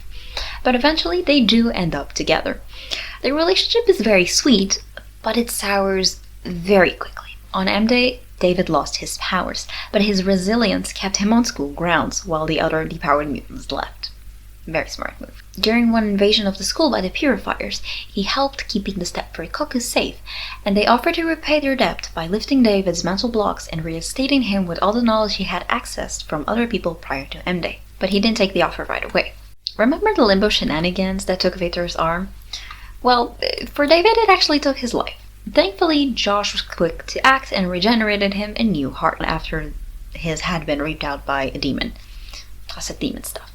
While this is happening, Trance had managed to reach Surge and she tells her that David is dead. Old news by then, but it was enough to change Surge's opinion on David. It's clear that the whole experience is very traumatic to her, and she pushes him away to try and make him leave the school and put him out of danger, going as far as lying to him about being in love with Hellion and kissing him in front of him. David stood his ground and didn't leave the school. He took on the Cuckoos offer and broke up with Surge. David calls the following era the one in which he led a terrorist youth organization as their leader. Around 2012, David does a pivot, appearing in the second volume of The Young Avengers, where he had quit his superhero life and was taking a job as a telephone operator for a superhero helpline.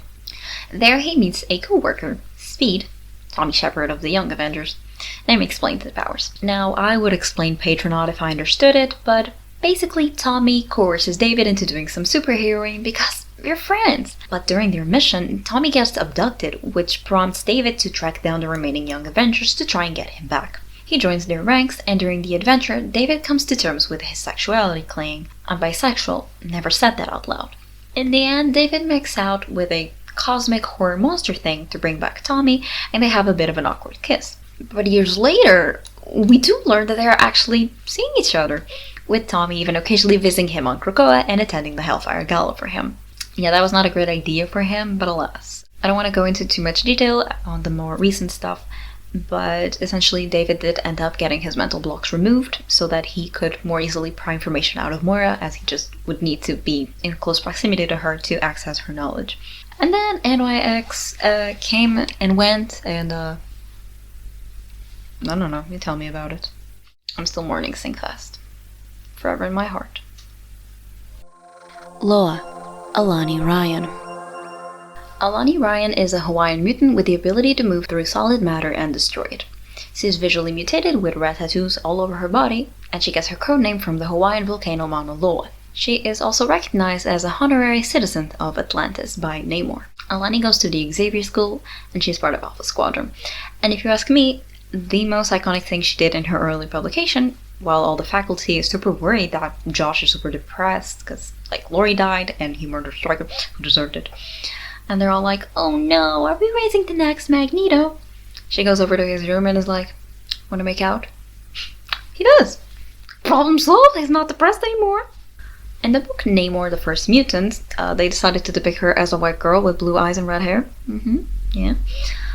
We get an origin story with how her powers manifested when she tried to save her father from a shark attack, and they were then saved by Namor.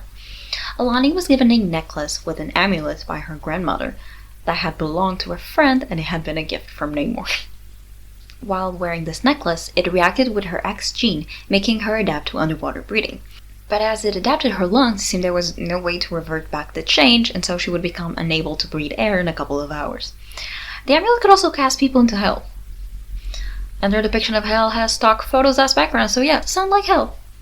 They can't find a way to revert the change, and also because, like, they spent a lot of time in hell, so the time frame was gone. So she ends up staying with the Atlanteans. Next issue, she is on the surface, breathing just fine, all thanks to some Atlantean potions they claim, but the breathing thing never gets mentioned again, you know? Next, she gets rounded up with all the other ex-kids and dropped off at Avengers Academy, and in the end she decided to stay behind to enjoy the waves. The breeding thing never got mentioned again, so yeah, I guess writers just forgot about it, and if they didn't, we can just say that whatever problem she was having was fixed when she was resurrected on Krakoa. During the Krakoan era, Loa tried a relationship with Mercury, but things got extremely awkward. You know, not to be a hater,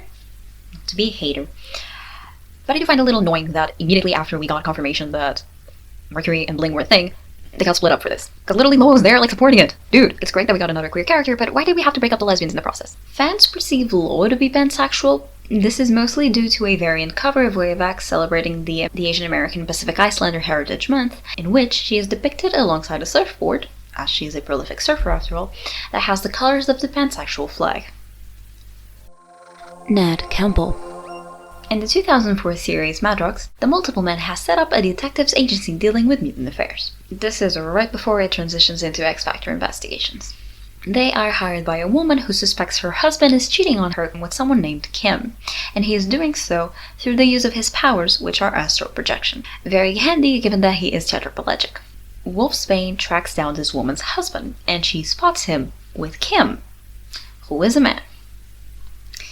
Yes, because Wolfsbane walking in on gays having sex is a trope.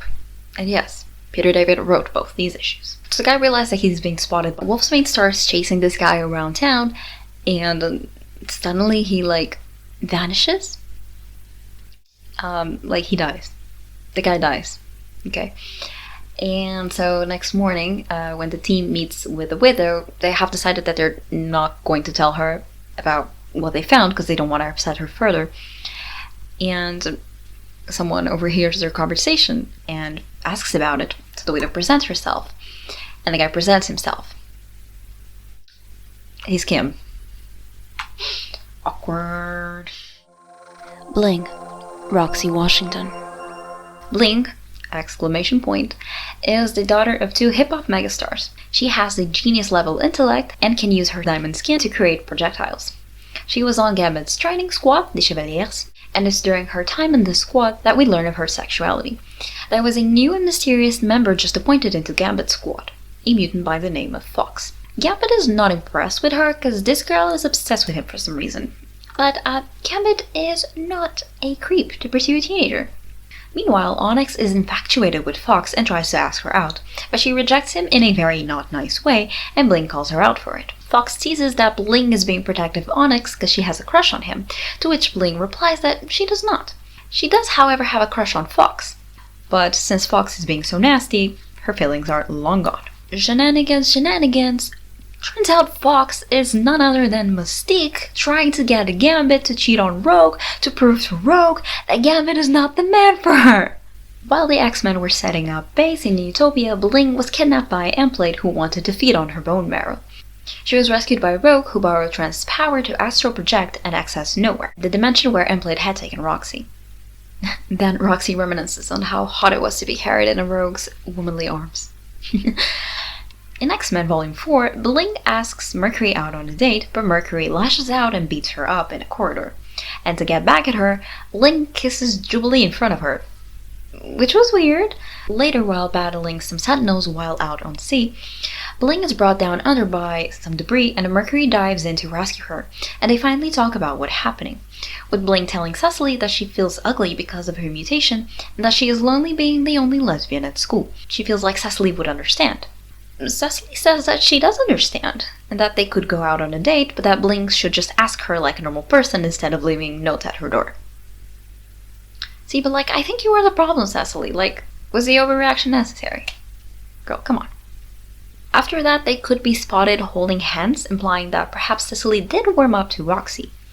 During her time in Jubilee's class in Generation X, Roxy felt like she was being undervalued because she was placed in the real-world practical applications class, but she felt she would have been a better fit for Chambers' class, which was training to be real X-Men, and she argued that she had powers like Emma Frost.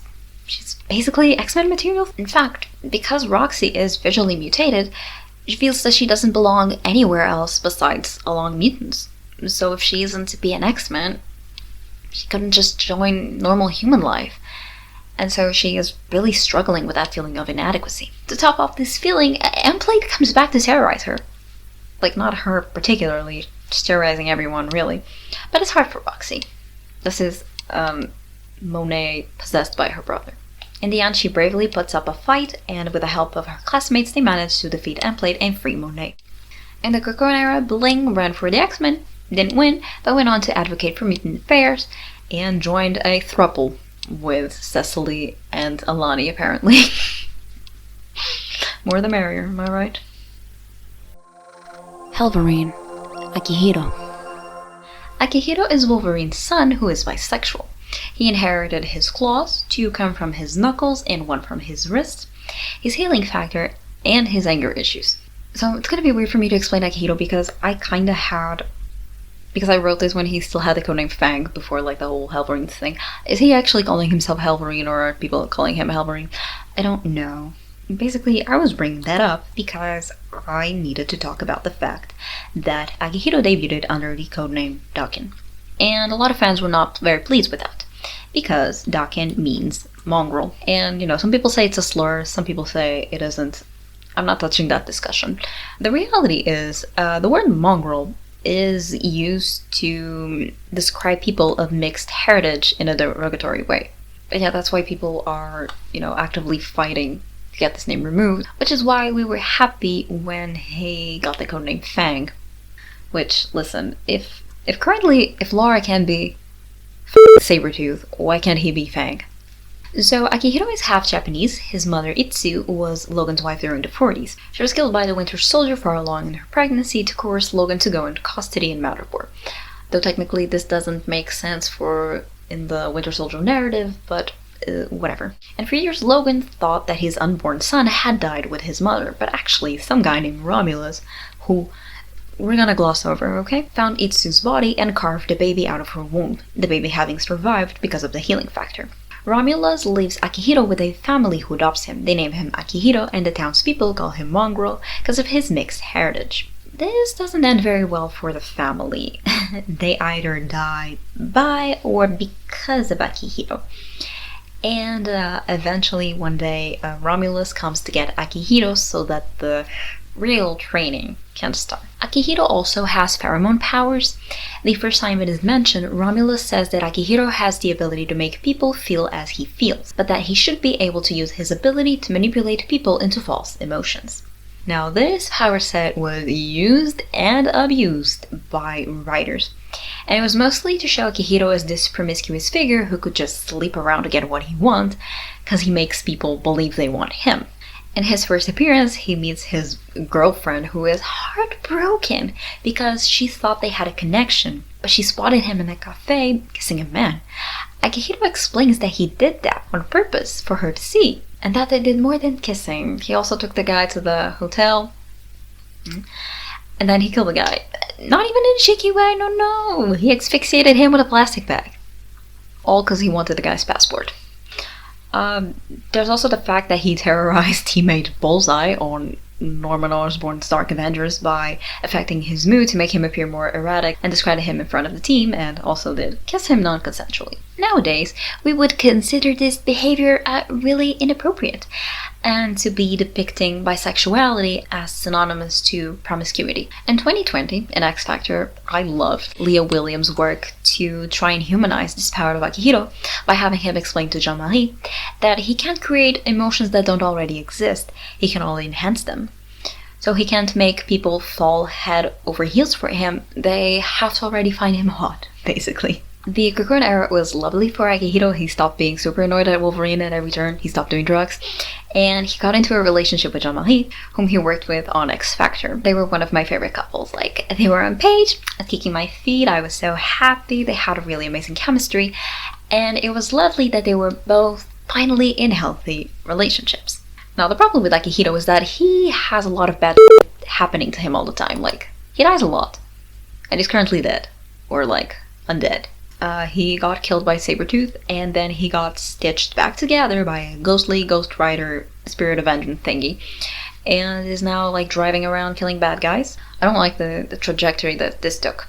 The first thing they did was delete Akihiro's, claws, basically, and they replaced them with Wolverine's claws. Garbage. I don't even want to talk about this book. Yeah, well, Akihiro's still going. There's a Halvorine thing still going around, so it is what it is. Hopefully he gets back with Jean-Marie. Hey, so I was thinking about Hellboy and how in some places they call him Heckboy, and now I'm like, Heckvorine. I had nowhere particular to put this bit, so I'm just gonna leave it here. Akihiro was supposed to have had a relationship with Johnny Storm as the Fantastic Four, but Marvel didn't approve of Marjorie Liu's plan, so instead we got a panel of him putting his pants back on in front of Johnny, saying that he's extra quiet. Close enough. Mulholland, Holy Black. Here's a character who isn't even an X-Men character, and technically we don't even meet her until she has been depowered. Mulholland had the power to harness the dormant energy of Los Angeles and turned it into kinetic energy. After being depowered, they join the Initiative and are given a big hammer which can mimic her old powers. This character only has 9 appearances, Is a lesbian. and was unceremoniously killed in that same series. Greymalkin. Jonas Greymalkin. Imagine this. One day, a sentinel blows up the Xavier School for Gifted Youngsters, and the next thing you know, there is a young mutant crawling out of the rubble speaking Old English. That mutant would be Jonas Greymalkin. You might notice that he shares a name with the Greymalkin Lane, the street where the mansion is, and that's because Jonas is a collectoral ancestor of Charles Xavier. Do I mean a descendant? No, I do not. Beast runs some carbon dating on him and realizes that he is about 200 years old, but cannot for the life of him make up why Jonas was buried alive as a young boy, given that it seems that his mutation only kicked in during the time that he was buried. Now, of course, Beast, I'm gay now because I don't want to speak to my ex, wouldn't get it. So, Jonas Greymalkin was born in pre-revolutionary America, and he was very well aware of his affinity for men. One day, he was meeting up with his boyfriend on a barn on the estate, and his father caught him, and, disgusted with him, proceeded to beat him up, leaving him for dead. He, however, was very convinced that his son was dead, so he dug him a deep grave and promptly disposed of the body there. Do you know what this man's name was? I'll tell you. It's Charles. Charles is a family name. Jonas survived the ordeal because the incident triggered his mutation, which is that Jonas becomes super strong and resistant when in absence of light. He is also visually mutated with gray skin, pointy ears, and eyes with no pupils. Jonas was never really open about what had happened to him. Beast says that saying that he has PTSD was simply not enough to explain the emotional toll on him. He was very wary of adults and would not allow Emma Frost to read his mind to learn more about him. During his time with the young X-Men, he became close to Victor, and he would end up coming out to him, explaining to him the whole story of how he ended up there, with Victor comforting him, hinting at the fact that he was himself gay, and telling him that everything would be okay. While on Krakoa, Jonas calls Victor on what I was saying about him never dating anyone, and reveals that he had been on a date the week before. Guys, I was kicking my feet up. I was so happy for him. Now, the story is from the Pride Anthology from 2021, and it was written by Terry Bloss. But as you know, with the Pride 2023, Jonas Grey Malkin is dating Dallas Gibson. And a little side note about Jonas Grey Malkin, because I thought I'd mention this, but a lot of fans are quite surprised to learn that Jonas Grey Malkin is a white guy who had blonde hair and blue eyes. His family were either English or Dutch settlers. Marvel has published info on both, so little unsure what they were actually going for. But, in the X-Men universe, characters having colorful skin when they are in fact people of color is quite common. We got, off the top of my head, Blink, Indra, Maggot, Apocalypse, and specifically Skin and Implate both have gray skin color and are people of color. So I totally get the confusion if you had never read this little story about Jonas's origin. Morph. Benji Deeds. Benjamin Deeds, who goes by the codename Morph, is not at all related to the cartoon character who goes by the same name. Benji can empathically change his appearance to match that of people around him, so much like Jesse Drake from earlier. Remember Jesse Drake? And he also has the ability to make people trust him easily. Emma Frost is the first to suggest the codename. He doesn't really like it, but the introduction pages always have him as Morph, but he doesn't really call himself Morph, to be honest. Let's talk about that, because I think we can all agree that when this character was created, nobody had the revival of the 90s X-Men show with Morph as a main character on their bingo card. The Morph from the cartoons is actually inspired by a character who goes by Changeling. Their name was Kevin Sidney, and they died in the 1960s, so... Well, back to Benji. Cyclops recruits him for the X-Men when his powers get awakened by the Phoenix, but Benji is very unsure how his powers could help the X-Men since he doesn't have offensive powers, and can barely defend himself. In fact, on his first day out, he basically dies, and teammate Triad has to heal/resurrect him. Emma takes him in to try and hone his powers. She manages to get a little bit further with him, and he gets pretty good at infiltration-type jobs. Benji is gay, so he tells Emma. He enrolls in Xavier's Institute for Mutant Education and Outreach, and in Generation X Volume 2. He falls in love with fellow teammate Nathaniel Carver, Hindsight, later on the list. Gwenpool. Gwenpool is a girl from our dimension. She loved comic books and one day found herself amongst the pages of one, so she promptly started her superhero career. With a few bumps on the road, mercenary work, working for MODOK, dating Quentin Quire at some point. Gwenpool often breaks the fourth wall as she is aware of the idea of a comic book. And in one such instance, she actually retcons her origin story to be a mutant and travels to Krakoa to save her book. Meaning that for most of her publication history, Gwen was not an X-Men character, and not even a mutant.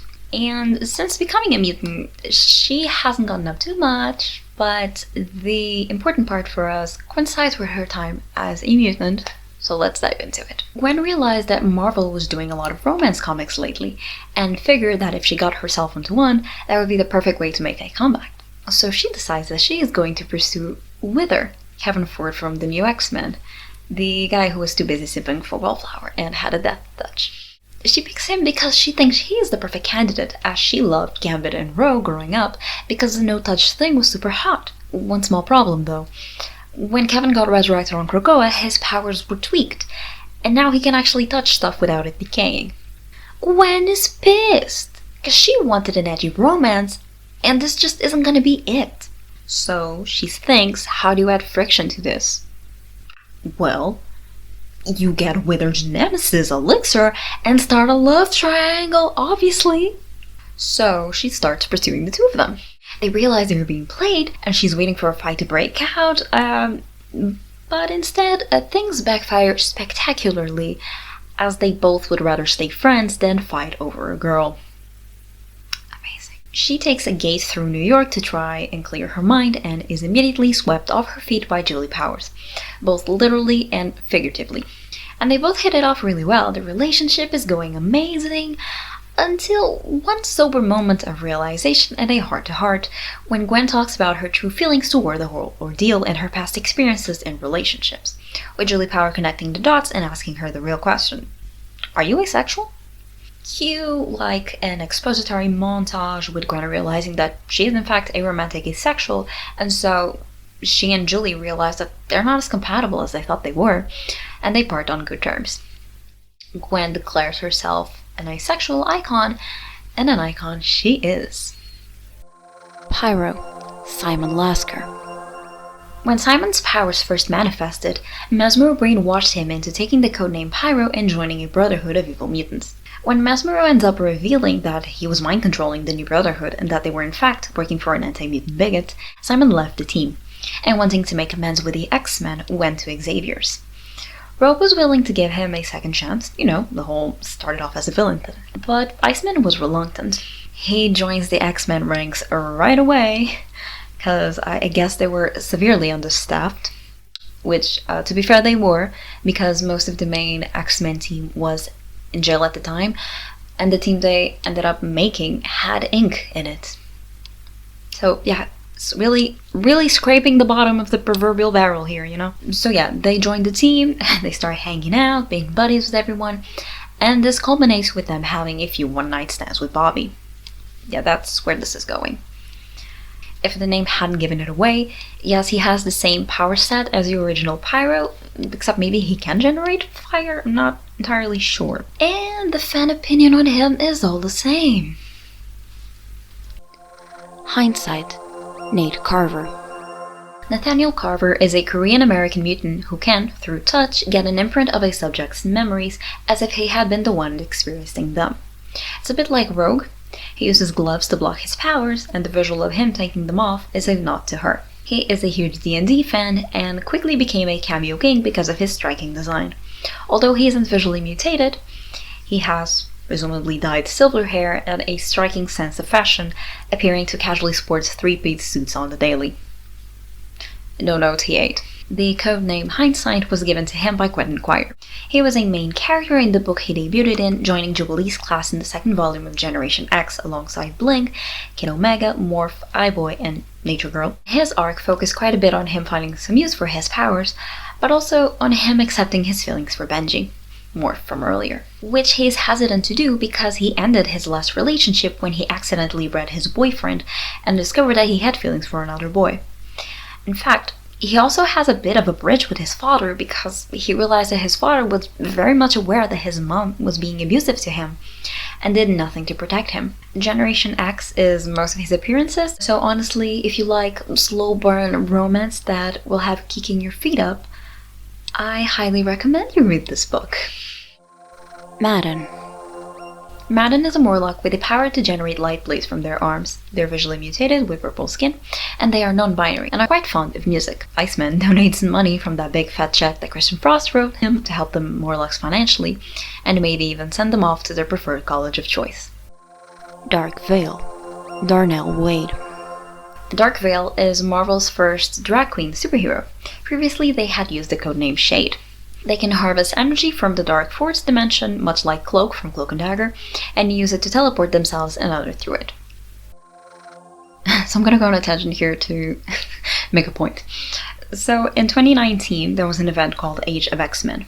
The premise is that a bunch of our beloved X-Men have been placed in a new dimension by Nate Gray, where they are oblivious to their previous lives and roles. In a nutshell, Nate decided to create a world where love is forbidden, so a bunch of characters are out policing each other and the others are just trying to navigate the whole thing. We know this event influences 616 Matters because we have had it mentioned a few times since. Anyway, in this event, writer Vita Ayala wrote a book named Prisoner X, and in it debuted a bunch of characters, many of whom are queer. Now, you could argue that these characters that we meet in this book are particular to this new dimension. However, we do know that the characters that populate this dimension before the arrival of the amnesiac X-Men are Genosians who died when Cassandra Nova attacked the island. So technically, all of the characters that we meet in this universe are characters that exist in the 616, we just haven't gotten around to meeting them. During the Krakoan era, Vita Ayala took the opportunity and brought back some of these characters that they had debuted originally in this book. And so I think that I should count them all. My point is, of all the characters that Vita Ayala debuted and they were queer, there's only 2 that never made it onto the Krakoan era, but I want to include them anyway because, again, we know they exist. So from here on out, do keep your eyes peeled. Some characters will have a 2019 debut date, meaning that they debuted in this book specifically, but then I'm just counting them as having their debut date when they appeared during the Krakoan era, because then that's when their 616 selves actually kicks in and is relevant. There's only 2 characters that didn't make it onto the Krakoan era. Here they are. Alice Campbell. Alice is non-binary and telekinetic. Mike Diwa. Michael Diwa is the younger twin of El Diwa. He is bisexual. He can fly due to his wings, and he can also shoot energy beams from his hands and goes by the nickname Mike. Bracken. Bracken is Apocalypse's daughter's husband, Summoner's father. His powers include healing factors so powerful that he was basically undefeated. He is on this list for having had an affair with Solon. Solon is an Iraqi mutant with adamantium skin. He became Wolverine's antagonist when Sabretooth was thrown in the pit. And Solon is the first ever X-Men to go to horny jail. Realistically, he was put in jail for killing Apocalypse's daughter's husband, whom he killed because he called him a slut. He says, he denied me before our sweat had cooled. So you're gonna cheat on your wife while you have a young son, and then pretend it doesn't take 2 to tango? Emma Frost says about him, and I quote, "He really, really wants to f*** Wolverine. Then again, he really, really wants to f*** everyone and everything." Cam Long. Arda Charles. We're doing Cam and Arda together. Cam is a mutant of Chinese and Irish descendants. They have feral abilities like enhanced senses, reflexes, body covered in white fur with black stripes, pointy ears, and feline-like pupils. Cam is non-binary and dating Arda Charles. She is of Honduran descendants, is bisexual, has butterfly-like wings, and can project psionic energy orbs. In the 2023 series Bishop War College, the 2 join Bishop's class, being appointed by Magic to study under his tutelage. Other classmates include Surge, Armor, and Mass. The class ends up butting heads with Bishop as they grew frustrated with his methods as a tutor, and they even walked out on him. Though thankfully, Bishop ended up reconsidering his methods, which greatly improved his relationship with his students. The whole purpose of the War College is to train their recruits to protect Krakoa in case of threat. And oh boy, do they find some threats! During an exercise, they run into the Fenris twins, who are working with Orchis to try and reach the pit to poison Krakoa with Blight's will. Shenanigans, they end up beating the Nazis' asses, and for their good efforts, Bishop lets everyone graduate with flying colors. Jamie Rogers. Jamie Rogers has feline-like features, purple fur covering his body, sharp teeth, and cat-like pupils. He was technically the first asexual character we had on the X-Men, and yes, while we have talked about Gwenpool earlier, that story was only made official in 2023, and Jamie here has a debut date of 2019. Hector Pullman. So, Hector seems to have some sort of animal mutation. His body's covered in orange fur, and he has a tail. There is no official account of what his powers are, so that's all I have. He is artistic, autistic, and gay. Monica Sellers. Liana. Monica and Liana are girlfriends. Monica is non-binary and they have rubber-like arms that they can charge with electricity. Liana is telekinetic and can shoot energy bolts from her eyes. These 2 accompany Josh into Otherworld for a dare to take a selfie on Monarch's throne and promptly left him behind when they were caught. They returned to Krakoa to get help while Josh stayed in Otherworld. Chris O'Leary. Chris is pyrokinetic, Bisexual. he can use his energy as fuel, and he is the definition of a problem child. Leo Ang. Leonardo is a trans woman of Chinese ancestry.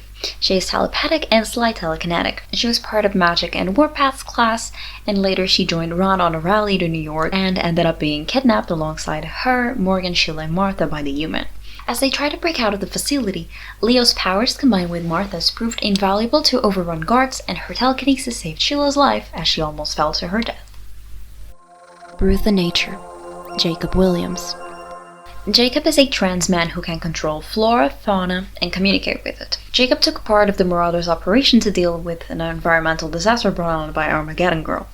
He helped by controlling the gut flora of the deceased on site to grow plants that could clean the air of the toxic fumes. And air cleanup became one of his go-to jobs during relief efforts. He also cured Krakoa when it was infected with Blightswill. Faint, Carmen Cruz. Carmen Cruz, who goes by the codename Faint, debuted under the codename Gimmick. So there's no confusion. Yes, this is Gimmick from Children of the Atom. They go by Faint now. So Carmen is a shapeshifter, and she started off by causing a bit of a sensation when she, alongside her friends, took some alien gear and used it to mimic superpowers, modeling themselves after the X-Men and even going as far as using the name. Carmen took some gear that she could use to absorb and use kinetic energy to charge objects and make them explode, much like Gambit does. So she took the codename Gimmick and mimicked Gambit's looks with the help of her sewing skills. At this point, Carmen's powers hadn't yet come up, but somewhere along her friends falling victim to some good old anti-mutant sentiment, her powers came up. The X-Men intervened and helped the kids when they were targeted by the Human, and promptly scolded them for cosplaying as a minority for fun. When Carmen's status as a mutant was picked up by Cerebro, Storm came to pick her up and invited her to attend the Hellfire Gala.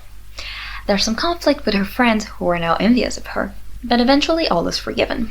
Her parents accept her friends accept her, she comes out as a lesbian and starts a romance with her friend, Buddy Bartholomew. Now I don't know if I'm biased because she's my namesake, but like, girl, your girlfriend sucks. Carmen joined the second class of Bishop's War College alongside D-Cell, Kafka, Greymahawk, and Inspector. When her kids took over, Carmen managed to keep low using a power inhibitor in her shapeshifting abilities. However, Buddy's father reported her and she was detained. While in transit, her escort got intercepted by Gambit, Maggot, and Archangel, and that's when she joined Madeline's prior little, I don't know, cabinet of curiosities? Galura, El Diwa. Elle is the youngest of the Dewa twins. You remember Michael from earlier, don't you? She has wings that she can use to create mini tornadoes, and the inspiration for this seems to come from, and I quote the wiki, a Kapampangan term that refers to the Hindu demigod Garuda in Philippines. In Luzon mythology, Garuda is described as a giant eagle-like creature who casts storms. While on Krakoa, Elle made quite the impression for being very likable and outgoing, and she's smitten Swoon, who was reluctant to talk to her because she's just so cool, and her powers are so not romantic. But after a prep talk for magic, Karma worked up the courage to ask Elle out, who doesn't even listen to the whole proposition all the way through and promptly accepts and brings Swoon close for a kiss. Elle then became a regular on New Mutants, appearing alongside Karma for missions and whatnot. Things seem to be going swimmingly for the couple until one day Elle asks for some space. And while drowning her sorrows at the Green Lagoon, Swoon is distressed by the presence of both Elle, who came with Danny, and Kitty, and exits the scene. Kitty had come to the Green Lagoon to try and get information about a strange phenomenon occurring on the island where some mutants seemed to be mind-controlled briefly, and then they would just shut down completely, not waking up. Elle and Danny fear that Swoon could be behind this, so they follow her. But Swoon has already realized that her brother is the one behind the incidents. He's not very experienced in using his powers, as he just got resurrected not so long ago, and so he cannot easily latch off of another person's mind. She finds him and urges him to return to his body, but he denies the request and possesses Danny, and later Elle, who had gone to get Kanon to help with the situation. Kanon and Karma combine their powers to kick trans influence off of Galora. Except he then jumps to Kanon, but the girls handle it, with Karma having a heart-to-heart with her brother. Later, Elle reveals to Swoon that her feelings of uncertainty come from having a hard time processing having watched her die in the Crucible, even though she knew that she would be coming back safe and sound. They reconcile and declare themselves each other's girlfriend. All is well. Somnus, Carl Valentino. In the 60s, Carl Valentino, a gay man, met Akihiro, and the two would spend the night together. That night would spend 60 years, as Carl's power is to manipulate dreams. In this dream, Carl and Akihiro grew old as a couple throughout the years, far from prejudice and hate. Upon waking up, Akihiro realized these memories of kindness towards him were but a dream and promptly left, never reconnecting with Carl again.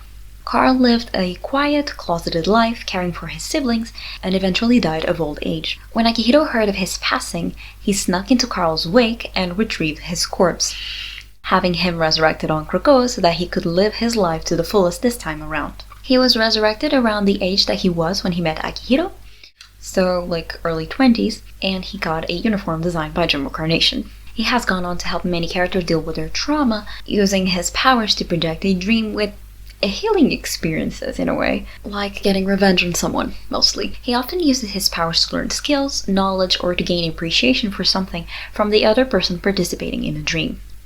He can also use his dreamscape to put people into stasis and access them like a telepath would by accessing the mindscape. Somnus has expressed that he is grateful for the second chance on life that he got, and that he would like to live it as his true self instead of hiding who he is, as he missed out on the opportunity to do so the first time around due to fear. Kappa, Megan Ogawa. Megan can manipulate water, she is bisexual, and was part of Warpath, a Magic's class. Kobak never held. Kobak. Kobak is a mutant from Arako. His body is armadillo-like, he has superhuman strength, and the quills he can project from his body can pierce through anything. Except maybe adamantium. TBD. Kobak had a male lover by the name of Tarlo, and well, big story short, Tarlo was killed to teach Kobak a lesson about not questioning the regime, and he was left heartbroken. He claims to have cried for a whole year after his lover's death, but to have never wept since. Kobak became a member of the Great Ring of Arako, their government system, taking the seat of victory that once belonged to Genesis. He was reluctant of Storm at first, but ended up having great respect for her, and even joined the Brotherhood of Arako alongside her. Aleph Chernikov. A small character from the 2022 series, Wolverine Patch, Aleph Chernikov is a child of two mutants who were enhanced by the KGB to try and develop a super soldier. When it was understood that their child was much more powerful than the parents ever were, they kidnapped the child to educate it in a special creche. This didn't go very well with the parents, who ended up staging a heist to kidnap their child, and then they fled to Madripoor. Aleph's father explains to Wolverine that Aleph is gender non-conforming, and that they are both blind and deaf. Aleph is also telepathic, telekinetic, an empath, a healer. They can also reality warp and manipulate temperature. Pity Girl, Nora Kwang. Pity Girl can infatuate the minds of others with her sad stories. Face Chopper, Soph. Face Chopper is a shapeshifter who can only shift into people that she thinks are cool. Their name references the song Face Shopping by trance artist Sophie. Aphelion, Reed Fox. Aphelion can access an empty universe inside them and exploit the cold of that environment to freeze things. They are non-binary, and Aphelion is the word that describes the furthest point from the sun in the universe. Good Arson, Rex Ridley. Good Arson is pyrokinetic. Not only can he control fire, he can actually create it too. Bad Guy, Gabe. Bad Guy has the power to make people hate him, and he is gay. Harmonize, ZZ Fallon. And lastly, we have Harmonize, who goes by they them pronouns. They have the power to make life a musical. If they sing, people will sing along. They are all part of the Supertrans support group founded by D-Man, and they are all, you guessed it, transgender. One day, the group fights a weirdo with a sentinel, and when a bystander records the victory and asks the team to present themselves, they call themselves the X-Men, which caught the attention of the Quiet Council, and they decide to send Jubilee to talk some sense into the kids. Meanwhile, the kids had already caught the attention of someone else, Mojo. In fact, the only reason the little video went viral in the first place is because Mojo got Mojo Jr. II on the case. If your name is Junior and you're really handsome, come on, raise your hand. And the next step of operation is to have Junior infiltrate the support group so that the kids can be abducted to Mojo World to star in stirring content, Jubilee included. He calls them the morally superior X-Men, and their whole premise is that they will be doing good deeds. Like the whole series was a giant PSA about morality. Mojo's first action to add shock value to the series is to seemingly kill Face Shopper, as she was adamant that she didn't want to be a superhero, so Mojo thought that she'd be expendable. Thankfully, she didn't die because Mojo pulled her off of the scene and she managed to shapeshift into Wolverine, who has a healing factor. Meanwhile, Mojo has thrown the rest of the team into a time bubble where time works differently. So a lot of time is passing and there is plenty of content being made as the kids age. 10,000 episodes, in fact, before Mojo pulls the plug on the show. Affiliate reports having spent 40 years in the time bubble, with every move being recorded by Mojo. Even things they would rather not have televised, such as their wedding to teammate Good Arson. At some point, Mojo Jr. conspires with Soph so that she can shapeshift into him and take his place on the program to be reunited with her teammates. Except then she can't change back. Yeah, it's because she can only shapeshift into people who she thinks are cool, and she thinks Mojo Jr. is so cool. When she finally changes back, they share a kiss, which distracts Mojo, and then the kids just beat Mojo's ass. Later, we do see that they have returned to Earth with Junior and are now calling themselves the next mutants. But then they were never seen again. And let me ask this question. Are there different rules for when you're a shapeshifter, or is this a safe space and I can call Soph a monster? Escapade, Shayla Sexton. Morgan Red. These besties are like two peas in a pod, so it makes the most sense to address them together. The two first met in 5th grade and bonded over being both transgender and mutants. Shayla can switch places with anyone within 7 feet of her and gain their attributes, like their powers or their skills. And Morgan can turn anything into chocolate, up to 7 ounces. When Shayla came out to her parents as a mutant, they were supportive. But they weren't when she came out as transgender and they ostracized her. At that point, Morgan's family stepped in and took her in. After high school, Shayla and Morgan moved to New York with Hibbert, their genetically engineered flying turtle, and they even attended the Super Trans support group with the aforementioned folks. Shayla used her powers to steal from corrupt institutions and individuals, with Morgan aiding by being her guy in the chair. One day, after a successful heist, upon arriving home, she finds Emma Frost and Destiny waiting for her, and they tell her that she should go to Krakoa, which she isn't too keen on doing anyway. And they explain that Destiny has had a vision in which Morgan dies because Shayla misuses her powers and switches places with him as she falls from a great height. So Emma wants Shayla to go to Krakoa so she can train and hone her powers to avoid the situation.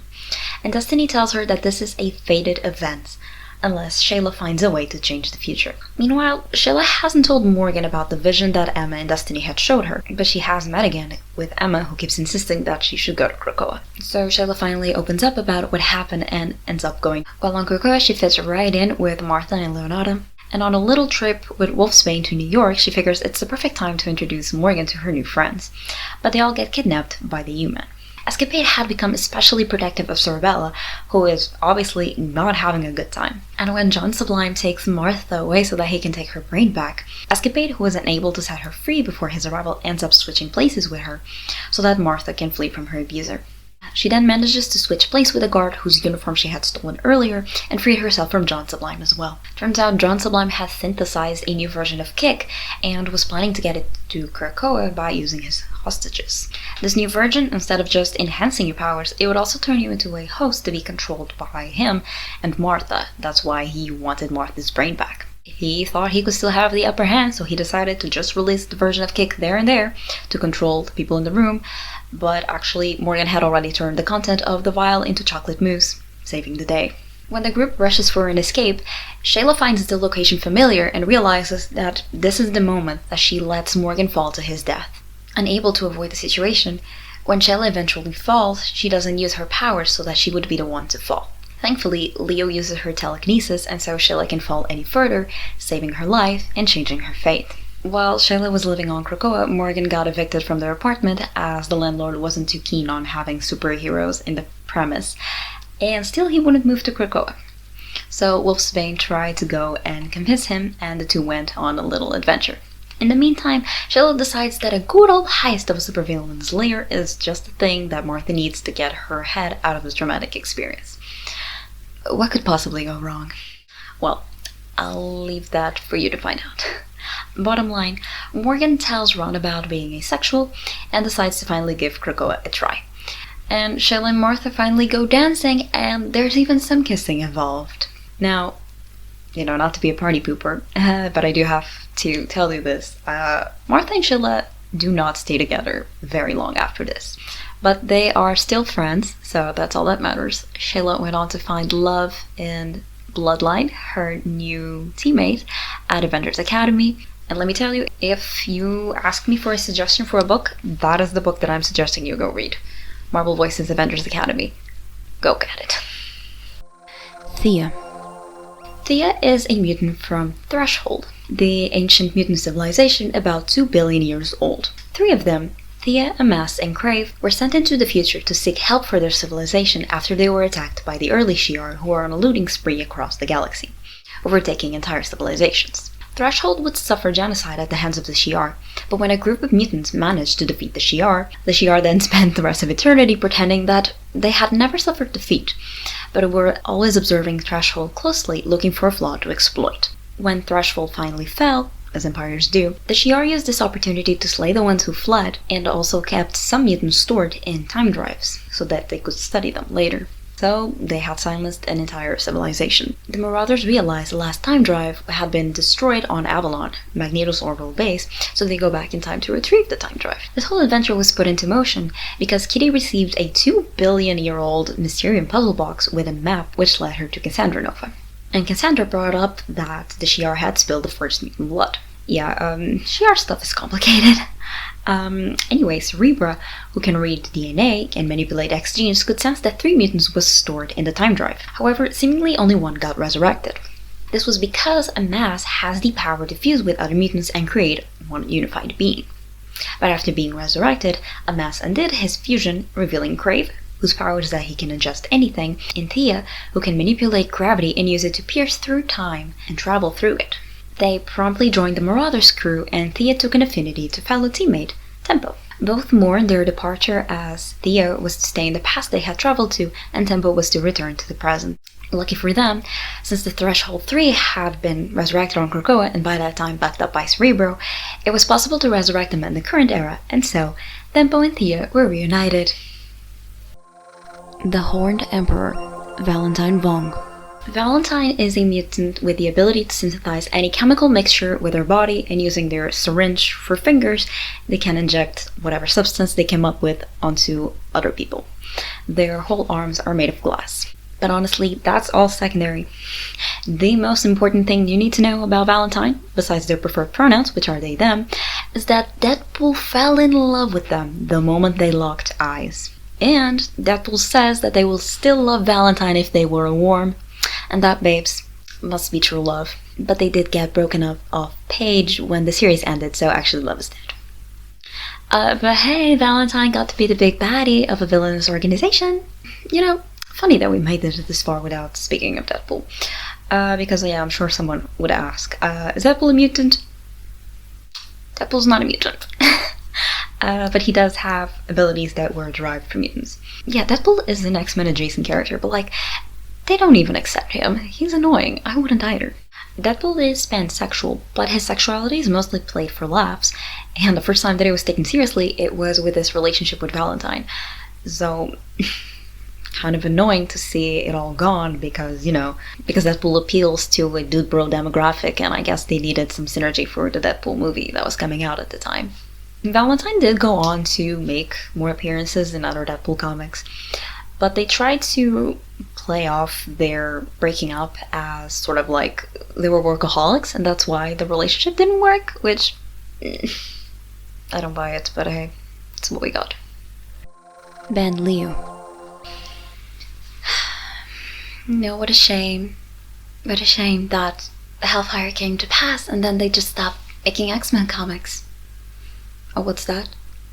Oh, they didn't stop making X-Men comics. Oh no, I know that. Okay, class, let's make him welcome Benjamin Liu, our newest debutant. He is Chinese American and works in finances. I'm not going to spoil a book that is so recent, but a quick rundown is that an organization called... Okay, this is a linguistics problem. I don't know what this thing is actually called. Are they called the 3K? The 3000? Or the third thing that I can't actually say. Whatever they're called. They are kidnapping humans, they are torturing them, and turning them into mutants. Cassandra Nova is involved, and so Ben is a guy who used to be a flat scan and is now a mutant. Their words, not mine. And I guess we have to accept him as a mutant because Magneto does too.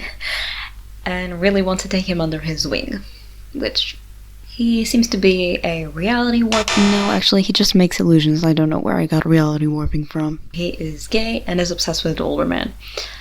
And listen, Ben, if I can give you some word of advice, please stop flirting with Scott Summers. His wife is a cosmic horror beyond your comprehension. This will not end well for you. After that, I felt incredibly ill. If I sound off right now, it's because I am off. Anyway, well, let me tell you about how this is the second time I've recorded this video. In January of 2024, I decided that I wanted to make this video talking about all the queer X-Men. For a couple of months, I dedicated myself to writing the script, reading as many comics as possible, trying to get a good idea of what these characters are. Somewhere along the way, they announced the Pride book of that year, and how their mission was to focus on the allies. And that really got my blood boiling. I really wanted to make this. I was like, yeah, definitely gonna make this, because what the f are you guys talking about? And then I made the video. I got a job around October, so I stopped working on it for a while, and I kind of just kept it in the back of my mind. I knew I wanted to release it, but I was having some trouble accepting the fact that it wasn't a very good video. Or, you know, I think it was fine enough. It was the audio. I had some audio problems. 2025 came to be. I was even more determined that I wanted to release the video because of, you know, some change in politics. I got everything in order, and I remember I shut down my computer one night saying, okay, tomorrow it's the day we're gonna start exporting the video. Yeah, guess what happened? Yeah, the next day I woke up and my computer decided, blue screen of death. My 14-year-old computer said, I don't want to work on this anymore. I took it to the repair shop, and 190 years later, the computer's back up and running, but the video is gone. All of it. I did not actually lose any of the files. I still had all the files, but I lost the edit. The edit was gone. Although I still had the pieces and I could hypothetically just build it up again, I knew I did not have it in me to build it up again. It would have just been such a violent thing. I couldn't bring myself to do it. And so I figured, well, our only chance is to start over, really. Throughout June, I made all of the little illustrations, and now here we are again, re-recording the video. Because, yes, this is a project that I still believe in, regardless of how sad I feel about the X-Men right now, and, how good we had it throughout the Cocoon era. I think I do still want to believe that better times are coming. These characters exist. Somebody has made them, they have stories, and I want to believe that there are many more to be written. Superhero comics farm hope. In the end, I feel like I don't have much of a conclusion for this, just to say that I love the X-Men, and I want to keep loving the X-Men. Any writer out there, if anyone, from Marvel Editorial is watching this, I hope you're not, but if you are, the people want these characters. We want stories about our queer heroes.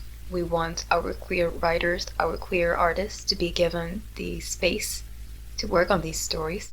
So in the end here, the joke is that after how many hours I've been sat here talking to you about the X-Men, if I had to tell you to go read a comic right now, I would probably tell you to go read Avengers Academy. It's really good. And Marvel did cancel it, so it's pretty easy to catch up with now. It's not. The goalpost isn't getting further away. If you do like comics, you can join me next time when we talk about characters who, although not canonically queer, do their storylines got mileage. Let's go. Thank you for spending your time with me. My name is Bia, and I hope to see you around. Please sign off in the comments which one is your favorite queer character and which is your favorite storyline. I'd love to know. Thank you, bye.